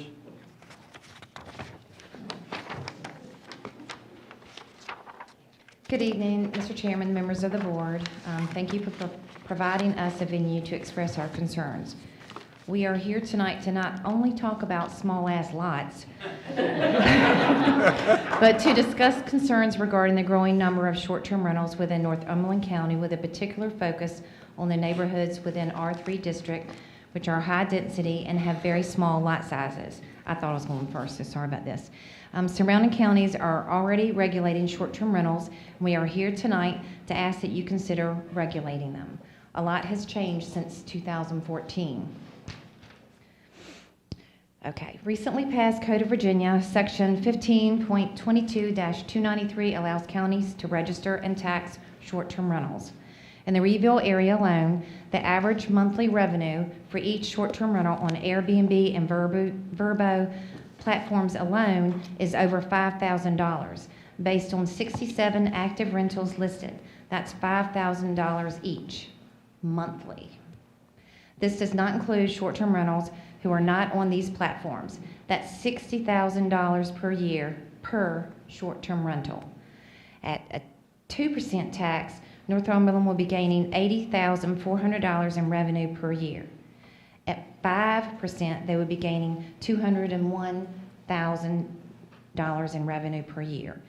This would be an exceptional resource for the county to pay for regulation and enforcement of the short-term rentals and bring an increased overall revenue into Northumberland County, since the budget, from what I understand, is almost solely dependent on real estate taxes for the majority of your funding.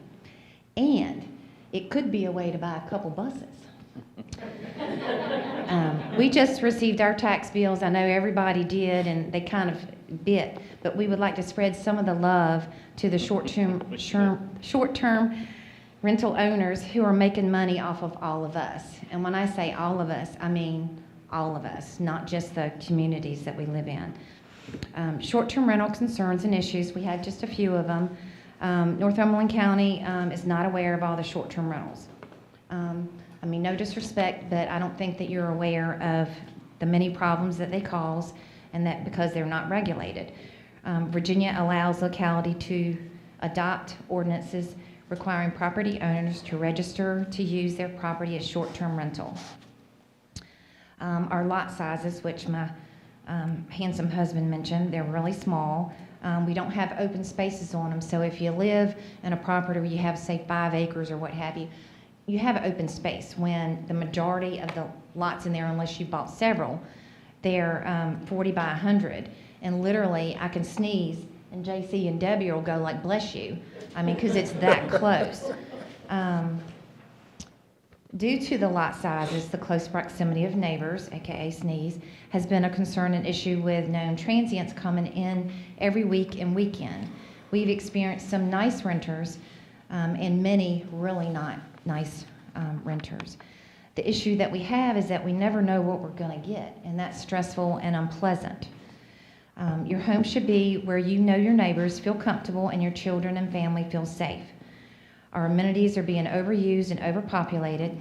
Chesapeake Beach Estates is a private community with a private beach deeded for the use of property owners. And in 1950, no commercial business meant no commercial business. Short-term renter owners are using the ambiguous, but you know that one, Mr. Gregory, because it's a lawyer word, of the law to solely benefit them regardless of how they impact a neighborhood. Okay, so say there's 365 days within 1 year. So if only 250 days out of the year is rented with an average of 4 people per house multiplied by 5 short-term rental houses is 20 renters per day. That's how many we have in just our subdivision alone so far. This equates to 5,000 renters per year flowing in and out of our private subdivision using our minimal amenities and a private beach. We know the number's much larger than that, but tried to minimalize it to give an understanding of just how much that is. We have non-state maintained roads. We gravel our own roads, which costs us about $10,000 a year to do it. And Woody usually gets on his tractor throughout the year and does a lot more work to maintain them for free. We don't receive any funds from the county to maintain, which is different from other subdivisions. You mentioned the gentleman here gave a nice update on repairing the roads and putting signs up and whatever. We don't have that luxury. We have to do all of that ourselves.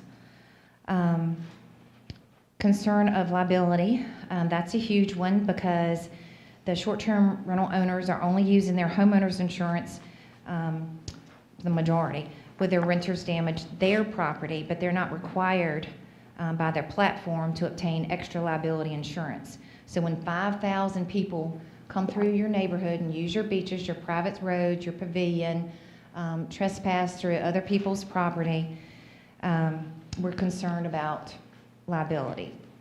Ma'am, kind of shorten it up a little bit because you've already had 5 minutes. Oh, okay, sorry. I think I messed up. I'll just leave it right there because I did ramble. Short-term rentals are a third party and should not be allowed on private property other than the home that they are renting. Thank you for listening. Thank you, ma'am. Thank you. All right, the next person is Heidi Allen. Thank you for allowing us to speak this afternoon. I appreciate it. I'd like to start by saying I support my fellow neighbors that are here to ask for special zoning ordinances regarding Airbnbs or short-term rentals or vacation homes. I would also add that my husband and I actually own an Airbnb in a public tourist area in the state of Florida, not a private community. There are no private community amenities to use. They must leave the house to seek entertainment and adventure or stay in and watch TV. Chesapeake Beach Estates is a private community with gravel roads built on the blood, sweat, and tears and volunteerism of our dedicated residents.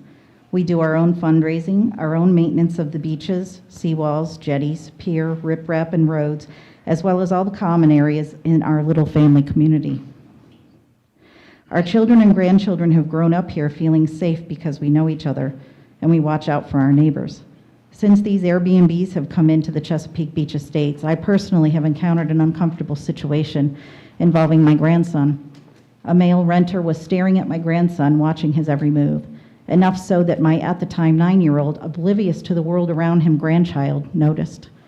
I was concerned enough to ask this man to stop staring at my grandson, and the group of women that were with him made some under-the-breath comments, but they left the beach area.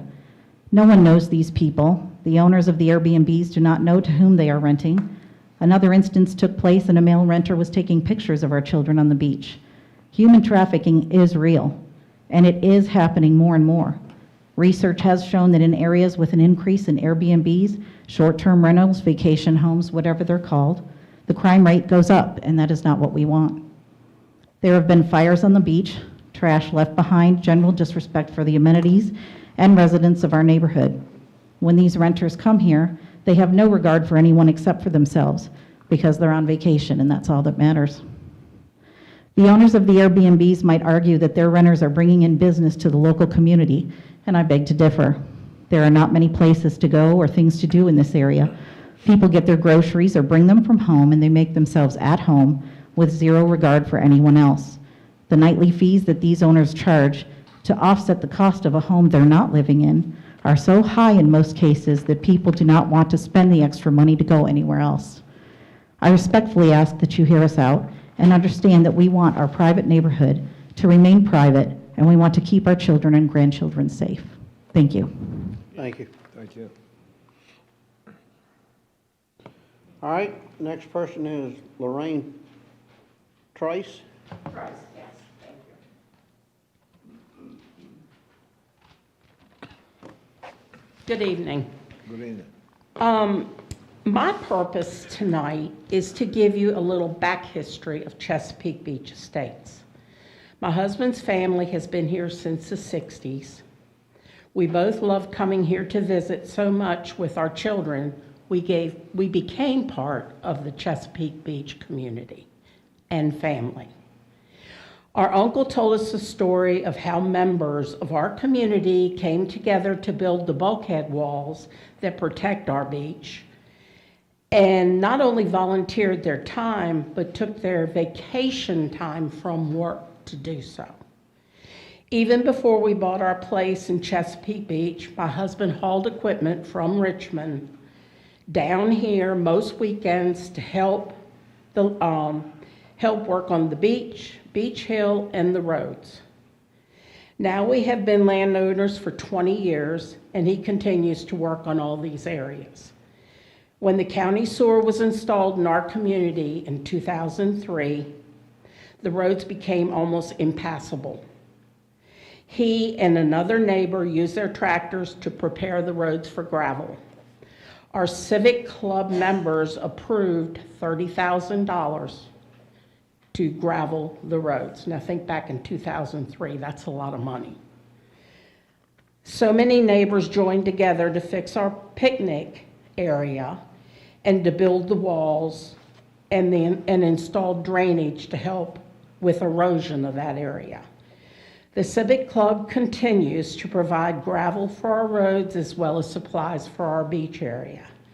The club also paid to have a new jetty wall installed to protect our beach area. The short-term rentals have no vested interest in all this work the community has put forth, nor do they respect our properties. CBE has always been a big family, and we look out for each other. Sorry.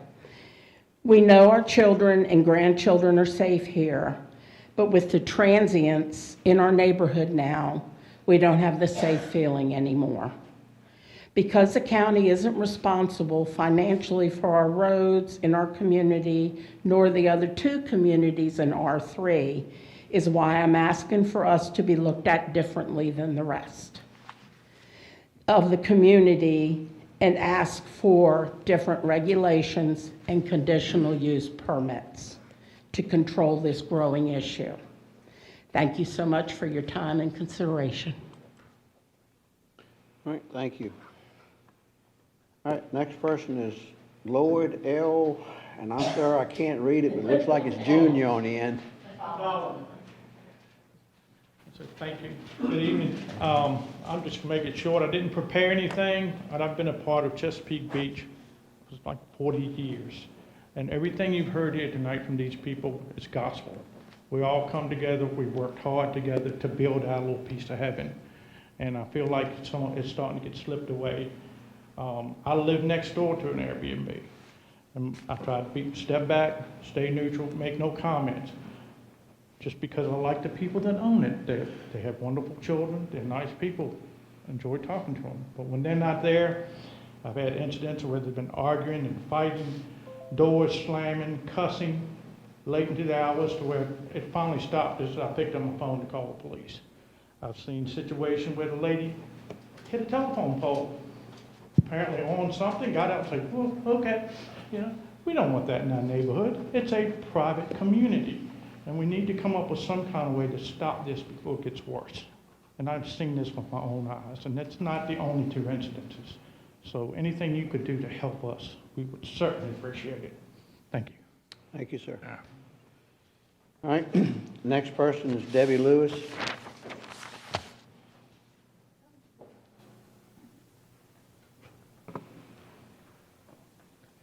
Thank you all for allowing us to speak. My husband and I came here in 2010, fell in love with the Northern Neck, Chesapeake Bay, and Chesapeake Beach Estates. We came here to spend summers with our friends and family and to ultimately retire here. And that's what our home is just what that is. They're homes. They're single-family residences that are not meant for business ventures or for commercial use, as stated in our deeds. Our community has had the 5 STRs that we brought up in the past year and a half. The impact of this is very significant in our community. It has changed the way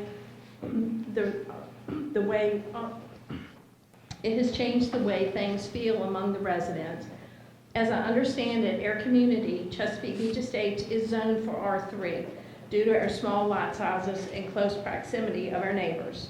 Our community, Fleeton Beach, and Pine Point all fit into the R3 zoning, and that makes each community unique within Northumberland County. Chesapeake Beach Estates is blessed with a beautiful little beach that has been saved after Hurricane Hazel, I believe, and improved and maintained for many years by the residents of Chesapeake Beach Estates and the work that we all do to support our civic club, which provides funds for many of the needed repairs, upkeep, and projects that we have. These amenities are for landowners. They are not to be invaded week after week by vacation renters and STRs. Recently, as someone brought up earlier, we discovered that properties within our neighborhoods, within our community, that we had interest from the corporate level to purchase these for Airbnbs or vacation rentals, not. And that changes the whole aspect of what we call home. It becomes a business for purely financial gain. We have also heard from neighbors that recently purchased their homes that even when they were their real estate agents, as they sold them their houses, told them that, sure, you can use them for Airbnbs, that's not a problem. When things like this occur in a family, our neighborhood is multi-generational. You have people that have been there for years. It just takes the neighborhood feeling out of the neighborhood. These residents now become non-conforming structures, and they are now, not being used for their intended use, and they are no longer attractive and harmonious community due to the overcrowding of our limited community facilities. We ask that you, the Board of Supervisors, help to deter and/or significantly limit the progression of the STRs within our community. As I understand the purpose of an R3 zoning, it is to preserve the residential character of the community without more intensive multifamily use or businesses. Thank you tonight for your time, and now we just ask that you help us work towards stemming the tide of invasive businesses within our small community as well as within Northumberland County. Thank you. All right, thank you. All right, next person is Mary Lavender.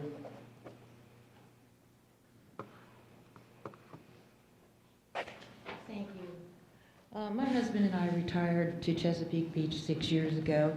What appealed to us about the Chesapeake Beach Estates was that it was a small private community.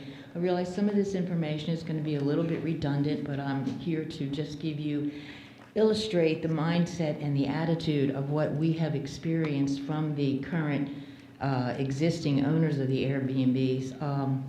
They have clearly stated that they are going to continue to allow their guests to use our amenities, even though our bylaws from the community have been recently rewritten and approved by a 2/3 vote of community members to not allow guests of the Airbnbs to make use of those amenities. Additionally, they have even gone so far to resort to name calling and telling their guests not to pay any attention to the grumpy old baby boomers. And yeah, we are, some of us, grumpy old baby boomers, but we've invested in our homes. And like Debbie just said, it has changed the whole feel of the community. We don't want a steady stream of transients overcrowding our beaches and using the amenities. And again, our roads are privately maintained by our community residents. And basically, I don't really have anything additional to add except to, plea for our case. And thank you for your time. Thank you, ma'am. All right, next person is Marilyn Pugh.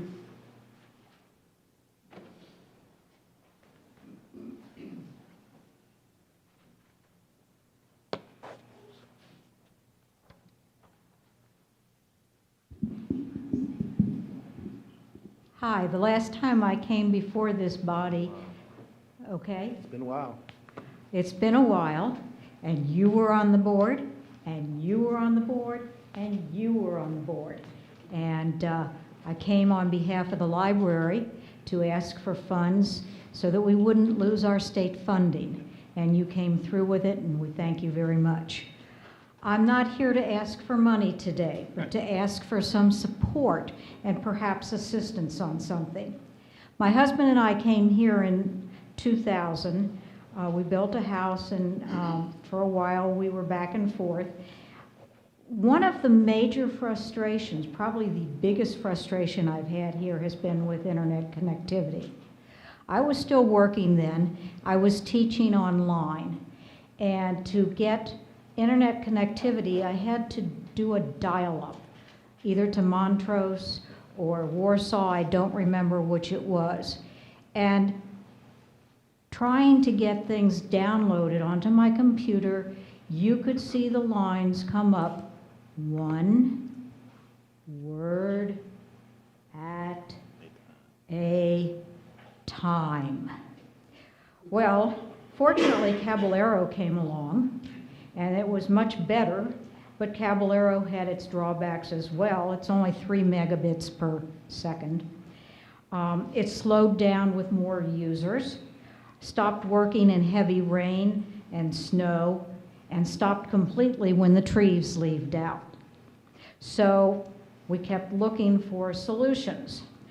Exceed came along, which is now Viastat.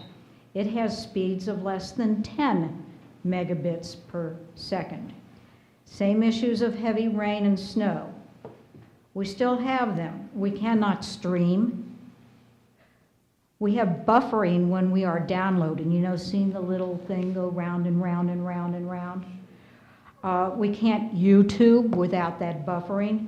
And we have Zoom problems. Try to have a Zoom meeting, and I get messages that your connectivity is unstable, and then I lose my connection. So about 6 years ago, I went to visit a friend in South Africa, and we were traveling in the little Karoo, which is we were in a place at about 50 miles from any town, any structure.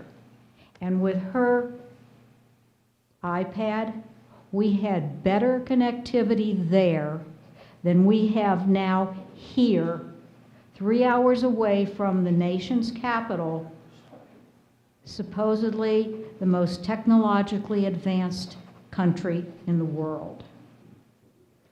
So I've been frustrated. My neighbors have been frustrated. My husband has been frustrated. And we've tried some solutions. Every year or two, we called first MetroCast. then AllNet, and then BreezeLine. And then we got read in the paper that there was this grant. And it was so exciting to read about it. There was a place that said, if you're interested, go to this website and sign up. So I did that. I got our communities people to do it. Got back that we were in phase 1. Oh, hallelujah. We watched as the lines were going up on 200 and on 360. And then about 2 months ago, as we saw things coming along, I decided to call All Points Broadband to find out when we might know when we're going to get hooked up. And I was told we would not be covered by the grant. BreezeLine should cover us. BreezeLine says they won't cover us. So I found out about a person in your county office, Drew Basie, who might be able to help us. And he first got information that, well, maybe they would be able to connect us at some later point in time. Or then he said, well, have you offered to pay for it? So I called up BreezeLine. I said, what if we offered to pay to bring it into our community? And the answer I got was, you are unserviceable. I don't know that we're unserviceable. We have Dominion Power. We have a landline, but we are unserviceable, probably because we're not profitable. So Drew finally reached somebody who affirmed that we would be covered in the first phase.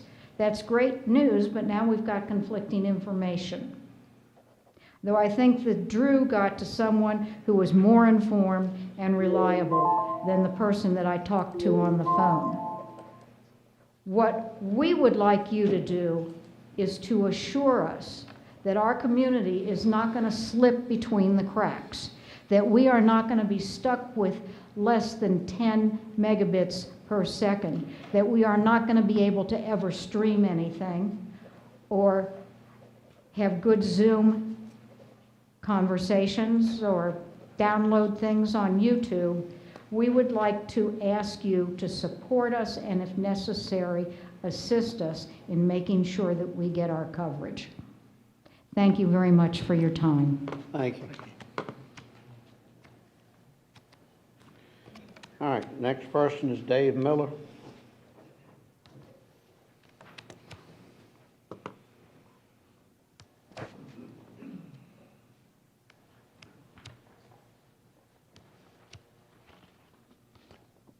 My name's Dave Miller. I'm a homeowner in Fleeton Beach, which is R3 subdivision. We're about 2 miles down the road from Reedville, past Shell Landing. I'd first like to commend the board for everything that you do to keep our community safe and on track, and most of all for helping us to maintain the great aspects of Northumberland that we all love and appreciate. Thank you for that. I've been fishing, crabbing, oystering, and enjoying the Chesapeake lifestyle for several decades, and have brought my kids up to love the bay as well. Fleeton Beach is a small R3 subdivision. The lots are 40 or 50 feet by 80 or 100 feet at best. It was first offered to the public in 1950-51 as waterfront lots, and the seller landed his Piper Cub on the beachfront and sold the lots for $50 each from a card table on the shoreline. The 80-foot loblolly pines that are there now were just weeds at the time. The original deeds, of which I possess one, state that, among other restrictions, that the owners may not possess chickens, have outdoor privies, that dwellings must have 2 coats of paint. And it also states no commercial use. Good stuff. They had it right back then. I always enjoy my time near the bay, fishing for rockfish, croaker, cobia, bluefish, and others. I'm a filmmaker, and I've done 5 feature-length, award-winning PBS documentaries on the bay about the oysters, rockfish, history, cuisine, culture of the bay's people. I've worked and become friends with the likes of Dudley Biddlecombe and Captain Ryan Rogers. Been around for a while. I remember years ago when one of my friends showed up at the cabin for a cookout, and he said it was easy to find on his Garmin GPS. Wow, I didn't even know we were on the map back then. Some of the things I like most about the community is the absolute peacefulness of the beach, the creeks, knowing everyone and their kids, talking about what fish are running, neighborhood picnics, walking, riding bikes. Most of all, just being able to sit by the water and, like many of us, ponder our existence, our good fortune to be here with friends and to replenish our spirit, even our souls, with the utter magnitude and beauty of the nature that's around us. Although our beach is small, 180 feet long, it's beautiful, and it's something that every one of us tries to preserve and to maintain. I spent many hours in the salt water working on the jetties, cementing steps, nailing together boardwalks, digging drainage ditches. Our community is perhaps 300 lots and maybe 70 homeowners. A third of that are full-time residents, and almost all are longtime owners of cottages and that have been in their families for years. Everyone knows each other and most of their kids. 180 feet of beach is not much, but it works when everyone respects it as a treasure that we all share. I relish those times when I can walk down to the water and be the only one there, sit and ponder, look out toward Tangier or number 1 or 62 Bowie. Well, that was up to about 2 years ago when I could walk down to the beach, and then all of a sudden I found it filled with strangers, folks that I'd never seen before, that took up the entire beach. How is that possible? The signs all say private beach, owners and guests only. It began to happen on a regular basis. What's going on? Strangers on our private, hard-fought-for, highly cherished beach. I asked around. Oh, those are Airbnbers. Huh? No way in Little Fleeton Beach, our beach, there must be a mistake. I was told stories of as large of groups as 16 staying in a 2-bedroom cabin, erecting pavilions and cabanas on the beach, bringing their kids and dogs down so that no actual homeowner could use the beach. I was told about the neighbors whose kids went down to fish on the shoreline and were cussed at by Airbnbers and told to get off the beach. You can't fish here. Stories of trespassing on people's patios, saying, I can use this, it's the beach clubhouse, changing their babies' diapers on folks' picnic tables that they eat their meals on, refusing to leave private areas that are not even on the community beach, speeding, tearing up roads, littering, having loud parties, all this with no one around that's responsible or can be called in case of trouble. We're used to handling problems like that with parents and neighbors, but you can't do that with someone you don't know from some place you don't know that could be armed and dangerous. So our community is under assault. It's trying to be changed to fit an Airbnb model developed by 2 young college students in San Francisco, and that was then sold to multinational conglomerates that use lawyer speak, like calling paying renters and clients guests. These folks are not our guests. They're not our members. They're strangers. Not a good thing in times of COVID and general disrespect. Many of the owners of the Airbnbs that send their renters to advertise our beaches and creeks don't even have homes in Fleeton. They own one 40-foot lot and send their renters in from Reedville, Burgess, Cockrell's Creek, and other areas miles away. Some don't even pay maintenance dues for the roads and the beach. They feel free to give away and advertise as a public venue. Mr. Miller? Yes. You need to cut it off. You've had over 5 minutes. Okay. I think I was given some time by someone else. I can wrap up real Only quick. if you're in a group. Okay. You need to wrap it up, please, sir. Okay. Just a final note that, and I won't go over the numbers or anything, but the question is what can be done? I'm asking you, members of the board, to look into this and think of it as if it were your community and home, because it really is. What happens to us and other R3 subdivisions in Northumberland is what will happen to the entire area. And again, thanks for the work that you do and for helping us to deal with this issue. Thank you, sir. All right, next person on the list is Bill Glasscock.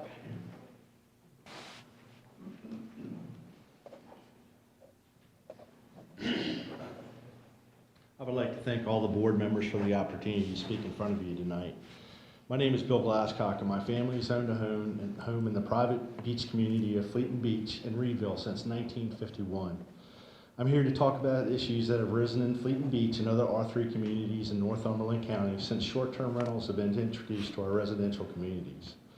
I would also like to offer common sense ways in which these issues can be resolved in ways that allow short-term rental owners to have their business and it does not adversely affect the adjoining property owners.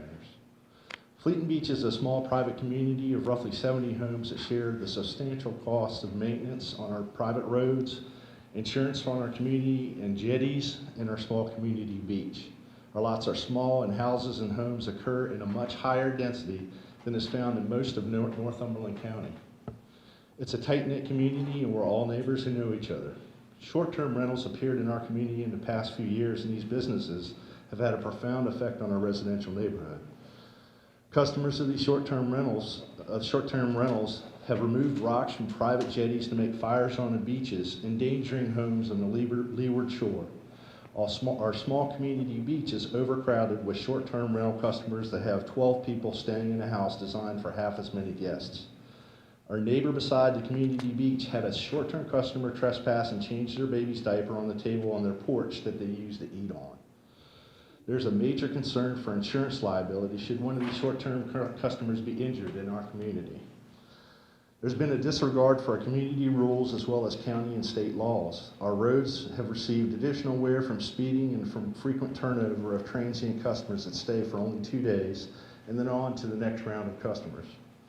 Our beaches are littered with trash and that rarely occurred when it was just residents of our community, and we've seen a substantial increase in general disregard for both personal property and community rules.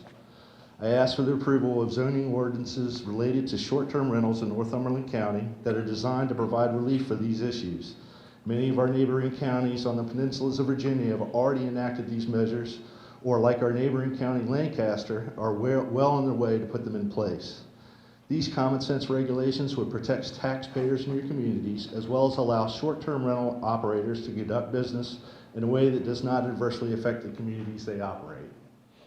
We understand that any regulation will cause additional strain on limited county resources and believe that a transient occupancy tax will not only pay for the additional resources, but substantially add to the county's coffers for community improvement. These two things are allowed in legislation in 2017 enacted by the Virginia State Ordinance and are successfully being utilized by many surrounding counties. I firmly believe that whenever one has a complaint or request, that ways to alleviate the problem should also be presented. This group of people speaking before you tonight have been on multiple occasions to do just that. Find solutions to the issues that have been brought before you. In the midst of these discussions, we read the proposed zoning regulations for our neighboring Lancaster County and have found that they have skillfully articulated the very same solutions we have been discussing ourselves. In turn, we have taken the proposal and added solutions to unique issues within our 3 communities. I'll present that proposal to members tonight. Thank you very much for your time. Can I hand you that? Yeah. Thank you, sir. Any questions? Thank you. All right, next person is Marie Johnson.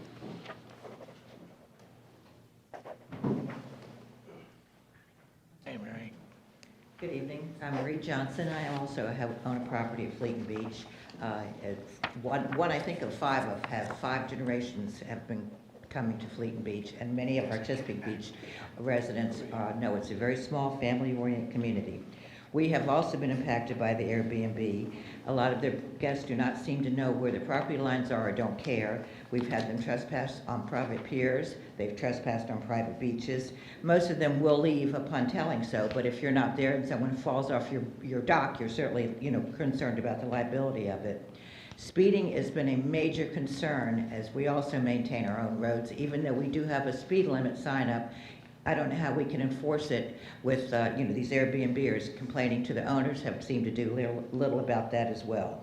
Our private community beach is very small, and with 4 Airbnb operating there, we have had as many as 30 guests there, and there's no room for the private owners to use it. I'm also concerned about the liability that our insurance could entail with any damage done by the Airbnbers or by injuries to themselves. We're asking that the board or the town or county of Northumberland help us. Thank you. Thank you. Sure. You come up here a second real quick, please. Go ahead down there, Angel. Yes, sir. Come here.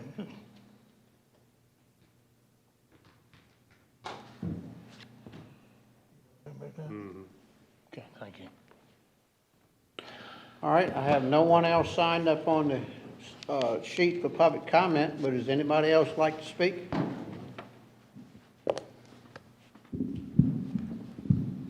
Name's Maurice Johnson. How you doing, Ronnie? Hey, man, hey, night. You gentlemen may realize, most of you, I don't think Jimmy was here back then 10 years ago. This is a topic that I know something about. I'm hearing a lot of heart hate. Seriously, y'all have some serious concerns. But I'm not 100% sure that all the options have been explored.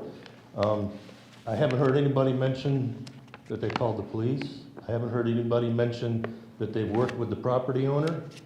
I haven't seen anybody mention any of these things. Now, I've been running one of these homes going on 12 years. I don't have any problems. In fact, the neighborhood that I'm in actually thought enough of the way I was running it that they let me be the president of their HOA for 5 years. What I'm trying to get to is, when you come down here to the Board of Supervisors, that's kind of a nuclear option. He needs to address us. And I can tell you with all my experience that there is a way to make it better and make people happy. I believe you were mentioning a few things that could possibly help out. Mr. Johnson, would you direct your comments to the board? Yes. Please. So there are options. And I think it would be better for the community as a whole, because it's an industry that's not going to go away. It'd be better for the community as a whole to figure out what the steps are before we come to the Board of Supervisors looking for a nuclear option. And just a refresher, if you all don't remember how it ended last time, it was pretty heavy duty. I don't want to really go into all the details because I've only got a couple minutes. And there's something else I want to talk about later on tonight. So I would offer my services to help folks figure it out. That's the whole point, is that there seems to be miscommunications, a lot of misunderstandings, and a lack of understanding of the logistics of everything that's involved. For example, at least I know Chesapeake Beach mentioned that they've got an HOA. They've got an opportunity in that. You don't? Okay. So the other part is, obviously, I've got a lot of questions for these folks, and I don't necessarily want to turn my back on them when I walk out of here tonight. My point is to help keep you guys from having to make dramatic changes that are going to affect everybody where it's not necessarily appropriate to everybody. And with that, if anybody wants to talk to me afterwards, I'm happy to talk to someone, but there's options before anybody goes after a nuclear option. Thank you. Thank you, Mr. Johnson. I would like to say we have talked to police, we have spoken to the owner, we've not had great success with that, and it has turned nasty, so that's why we come here to ask for help, and that's why we drew up that proposal for you to consider as an answer for everybody. We're not asking you to shut them down, we're asking you for help to monitor things and make things better for everybody. All right, thank you, ma'am. All right, anybody else like to speak? Come on, Good evening. you coming up. I'm not here about rental properties. I'm here on behalf of Mathia because she's requesting an extension to build her building. Mr. Haney, that's coming up in Haven't started that yet. the public meeting, Public hearing. public hearing tonight, Okay. not in the public comment Okay. period. All right. I didn't mean to cut you off on that, but, all right, anyone else like to speak? He does. Good evening, everyone. My name is Sabrina Connolly. I'm not here about Chesapeake Estates, but I'm a realtor and I would love to sell one of those properties to get it off your hands. But I just want to say, I'm just grateful to be here tonight, and I just want to thank you guys for taking into consideration about the Christmas gathering that's going to come up. I'm really excited, and I really think it's going to bring our community together versus dividing us, so I'm so excited. And I also want to say, happy birthday, Mr. Long. Thank you. It's his birthday, y'all. So if y'all want to give him a hand and tell him happy birthday, we love you, and happy birthday. Now, how old is he? I'm not going to tell you that. I'm going to keep that a secret. That's between him and I. I think we like to know that answer too. Well, that's all I had to say. He Thank taught you. me, so I got an idea. All right, thank you. Anyone else like to speak? I just wanted to give these real quick, because the reason we didn't get to Thank you, say all Dan. of that is because we had 4 minutes. My name is James Penny, 125 River Hill Road. Back in June, when we were going, and I was here on several occasions, as you discussed the budgetary process, one of the topics that came up was the vehicle tax percentage. And I believe it was talked about possibly reducing that percentage, because I believe it's currently 40%. And the last I heard of it was that the administration's office was going to be looking at it and responding back. Was that response ever received? Because having received my tax bill, there does not look to be much difference on personal property automobiles from last year. And the concern is that used vehicles or vehicle prices through the standard that y'all used had increased diametrically, and the percentage rate was going to create a windfall for the county, which supposedly was not to be permitted. Do you recall that discussion, gentlemen? I never heard it. We did reduce it a little bit. The board did reduce that. Yeah, we I think it was 40 to 35%. And that was in coordination with the Commissioner of Revenue's office and trying to figure out what that number needed. Okay, because I'll go back and, the tax bill that came in, and I looked at it, and it struck me, wait a minute, they were supposed to do something with that, and I'll go back and compare and check it, but it just struck me as something that was started in, I believe I was here in July and even August meetings, and don't recall the discussion. So, Yeah. that is all. Thank you for your time. Thank you. Anyone else like to speak? Anyone else like to speak? All right, do we have anybody in the virtual world like to speak? Anyone in the virtual world like to speak? Hi, yes. Yes, ma'am. Hello. Hi, my name is Kim Vivens. My family owned property in Chesapeake Beach Estates for more than 30 years. And I simply want to thank you for listening to our comments tonight, looking at the proposal we put together, and considering ways to help us manage the challenges we have had with short-term rentals in our neighborhood. Thank you. Okay. What was your name again, ma'am? It's Kim Vivens. Okay, thank you. You're welcome. Thank you. All right, anyone else in the virtual world like to speak? I would like to speak, sir. Yes, ma'am. Hi, my name is Elizabeth Allen, and good evening, Board of Supervisors. Thank you for allowing us to comment. I've been coming to Chesapeake Beach Estates in Newville, Virginia for the last 47 years, and yes, I did just tell you my age.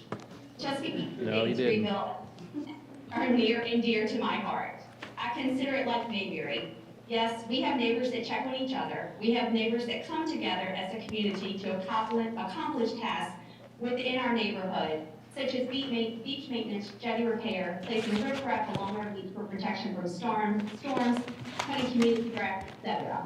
Like everyone has mentioned, our neighborhood has approximately 500 lots at 4,500, and many landowners own multiple lots. When short-term rentals came into our neighborhood approximately 2 years ago, it caused unnecessary disruption in our close-knit community. As a private neighborhood, we are not an HOA. We are a voluntary civic association with dues only at $150 per year. They are not mandatory. We fundraised for 8 months throughout the year to pay for over $10,000 in gravel to keep our roads properly maintained. Our neighborhood is fortunate to have a willing neighbor with a tractor who keeps the roads maintained throughout the year. The short-term rentals constantly run stop signs within the neighborhood and come barreling down the gravel roads with no consideration with children playing nearby or for the safety of others. They also trespass onto marked personal property. The extra wear and tear on the roads is unfortunate. For this reason and many others, I ask that a conditional use permit be made mandatory for short-term rentals operating within the R3 district to keep short-term rentals to a minimum. In addition to a cup, it's imperative that other regulations be implemented for the safety and financial security of our neighborhood. No disruptive parties or events. No trespassing on private property or other neighborhood property. All short-term rentals should have a specific insurance policy that covers short-term rentals in addition to their homeowner's insurance. All short-term rentals shall maintain a registry of all guests that stay in their home. Northumberland County needs to establish a transient occupancy tax between 5 and 8% that short-term rentals will have to pay quarterly. Also, Northumberland County needs to ensure the safety and well-being of the short-term renters. A quick internet search or watching the nightly news will bring awareness to safety concerns that come with short-term rentals, such as drug activity, violence, shootings, and even people dying. To further keep short-term rentals safe, regulations should be in place, such as working smoke detectors in each home, hardwired to building code. A working fire extinguisher shall be placed in the kitchen and inspected quarterly. A working carbon monoxide detector shall be placed in each home that is equipped with propane. No portable fire pits shall be used, and no discharge of firearms.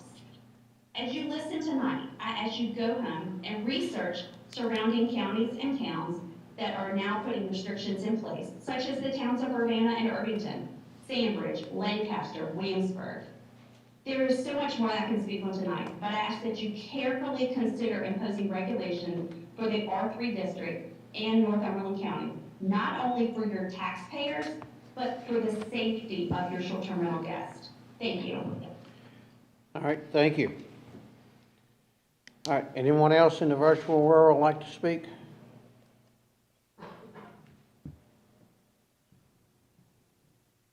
Anyone else in the virtual world like to speak? No one else? All right. I'm going to close the public hearings now. Public comment period. And we'll get back on our schedule and have our public hearings. Our first one on the list was a request by Philip Haney for his solar project, and that has been carried over until December the 8th at 2022, 7 p.m.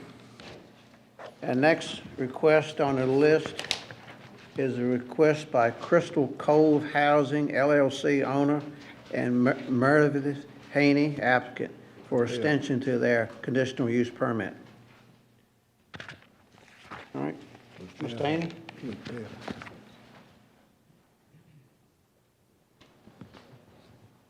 Thank you again for giving me the opportunity to speak. So I'm at the right place at the right time. Right place now. As you all know, over the past year or so, building has been a nightmare and a problem. Getting contractors to commit to work, along with the rising interest rates and the cost of building materials. And it's been a struggle just getting contractors to give you a commitment and committing to a price. And until you can do these things, it's difficult to get funding. Ricky, let me ask you a question right now. I didn't mean to interrupt. This permit does not expire until 2025. Well, they told us it was going to expire. They told us it was just 1 year. Believe me, I don't want to be up here. So if you tell me 25, I'm done. That's what I'm reading on the conditional use. I'm done. 25 No, that was We're good. Huh? We're good. No, Hold on, Ms. Haney. that was not part of the original conditions. Yeah. Mr. Marston added that condition to extend it out further.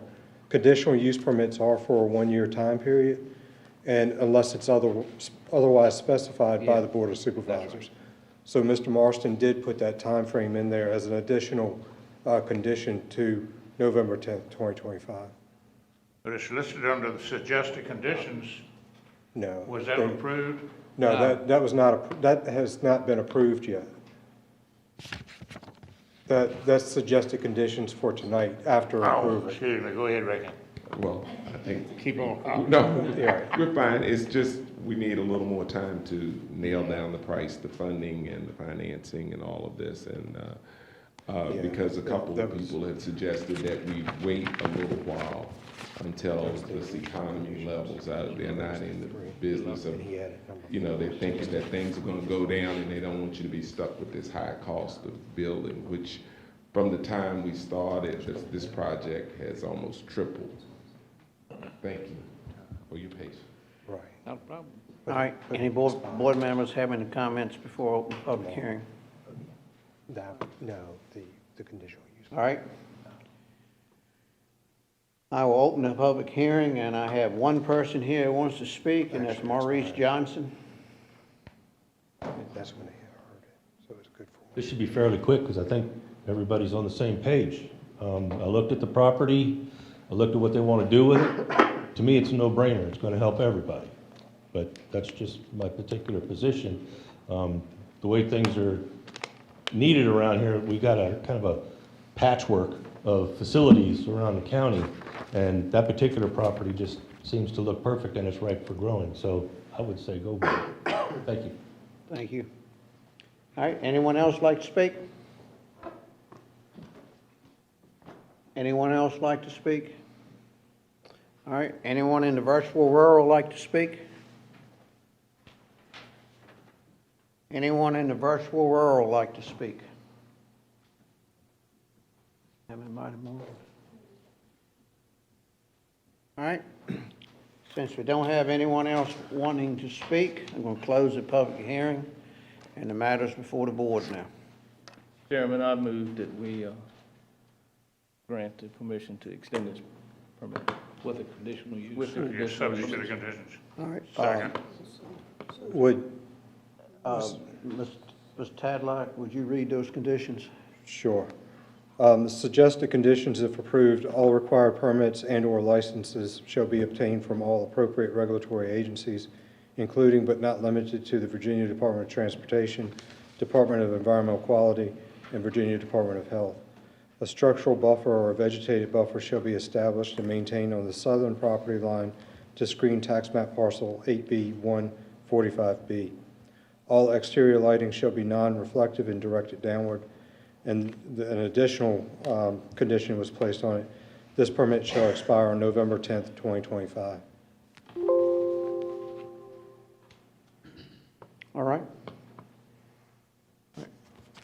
I got a motion, got a second? Got a second. All right, got a motion, a second. Any other discussion? I was all in favor of it back the first time it came up, and Mr. Haney is right, just like in some of the school stuff we had, subject to materials being available.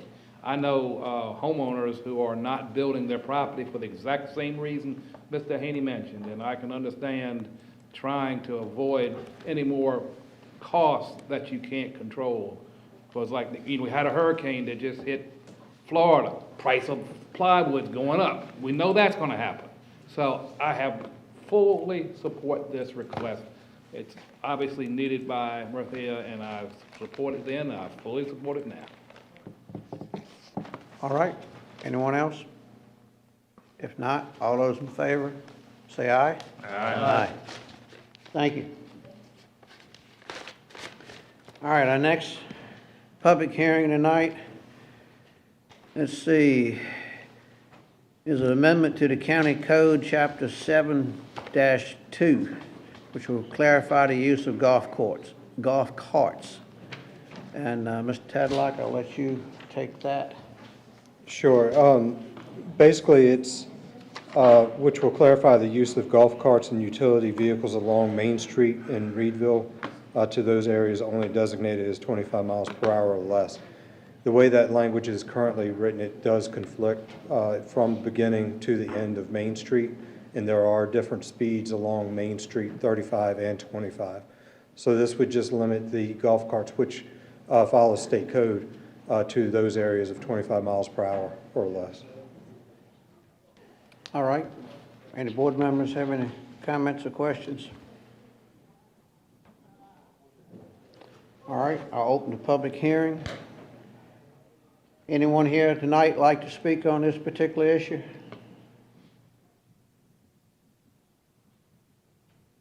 Anyone like to speak on this particular issue? All right, anyone in the virtual world like to speak?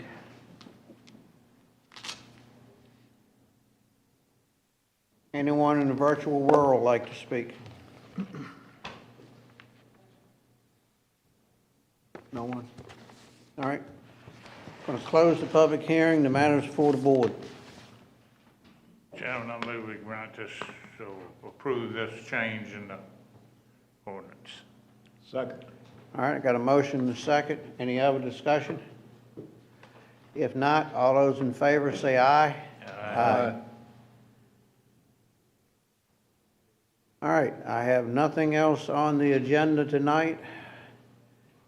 Unless we need to stay open, I'll entertain a motion for adjournment. So moved. Second. All right, got a motion and a second to adjourn. All those in favor say aye. Aye. Thank everyone for coming here tonight, and we'll see everyone back in December.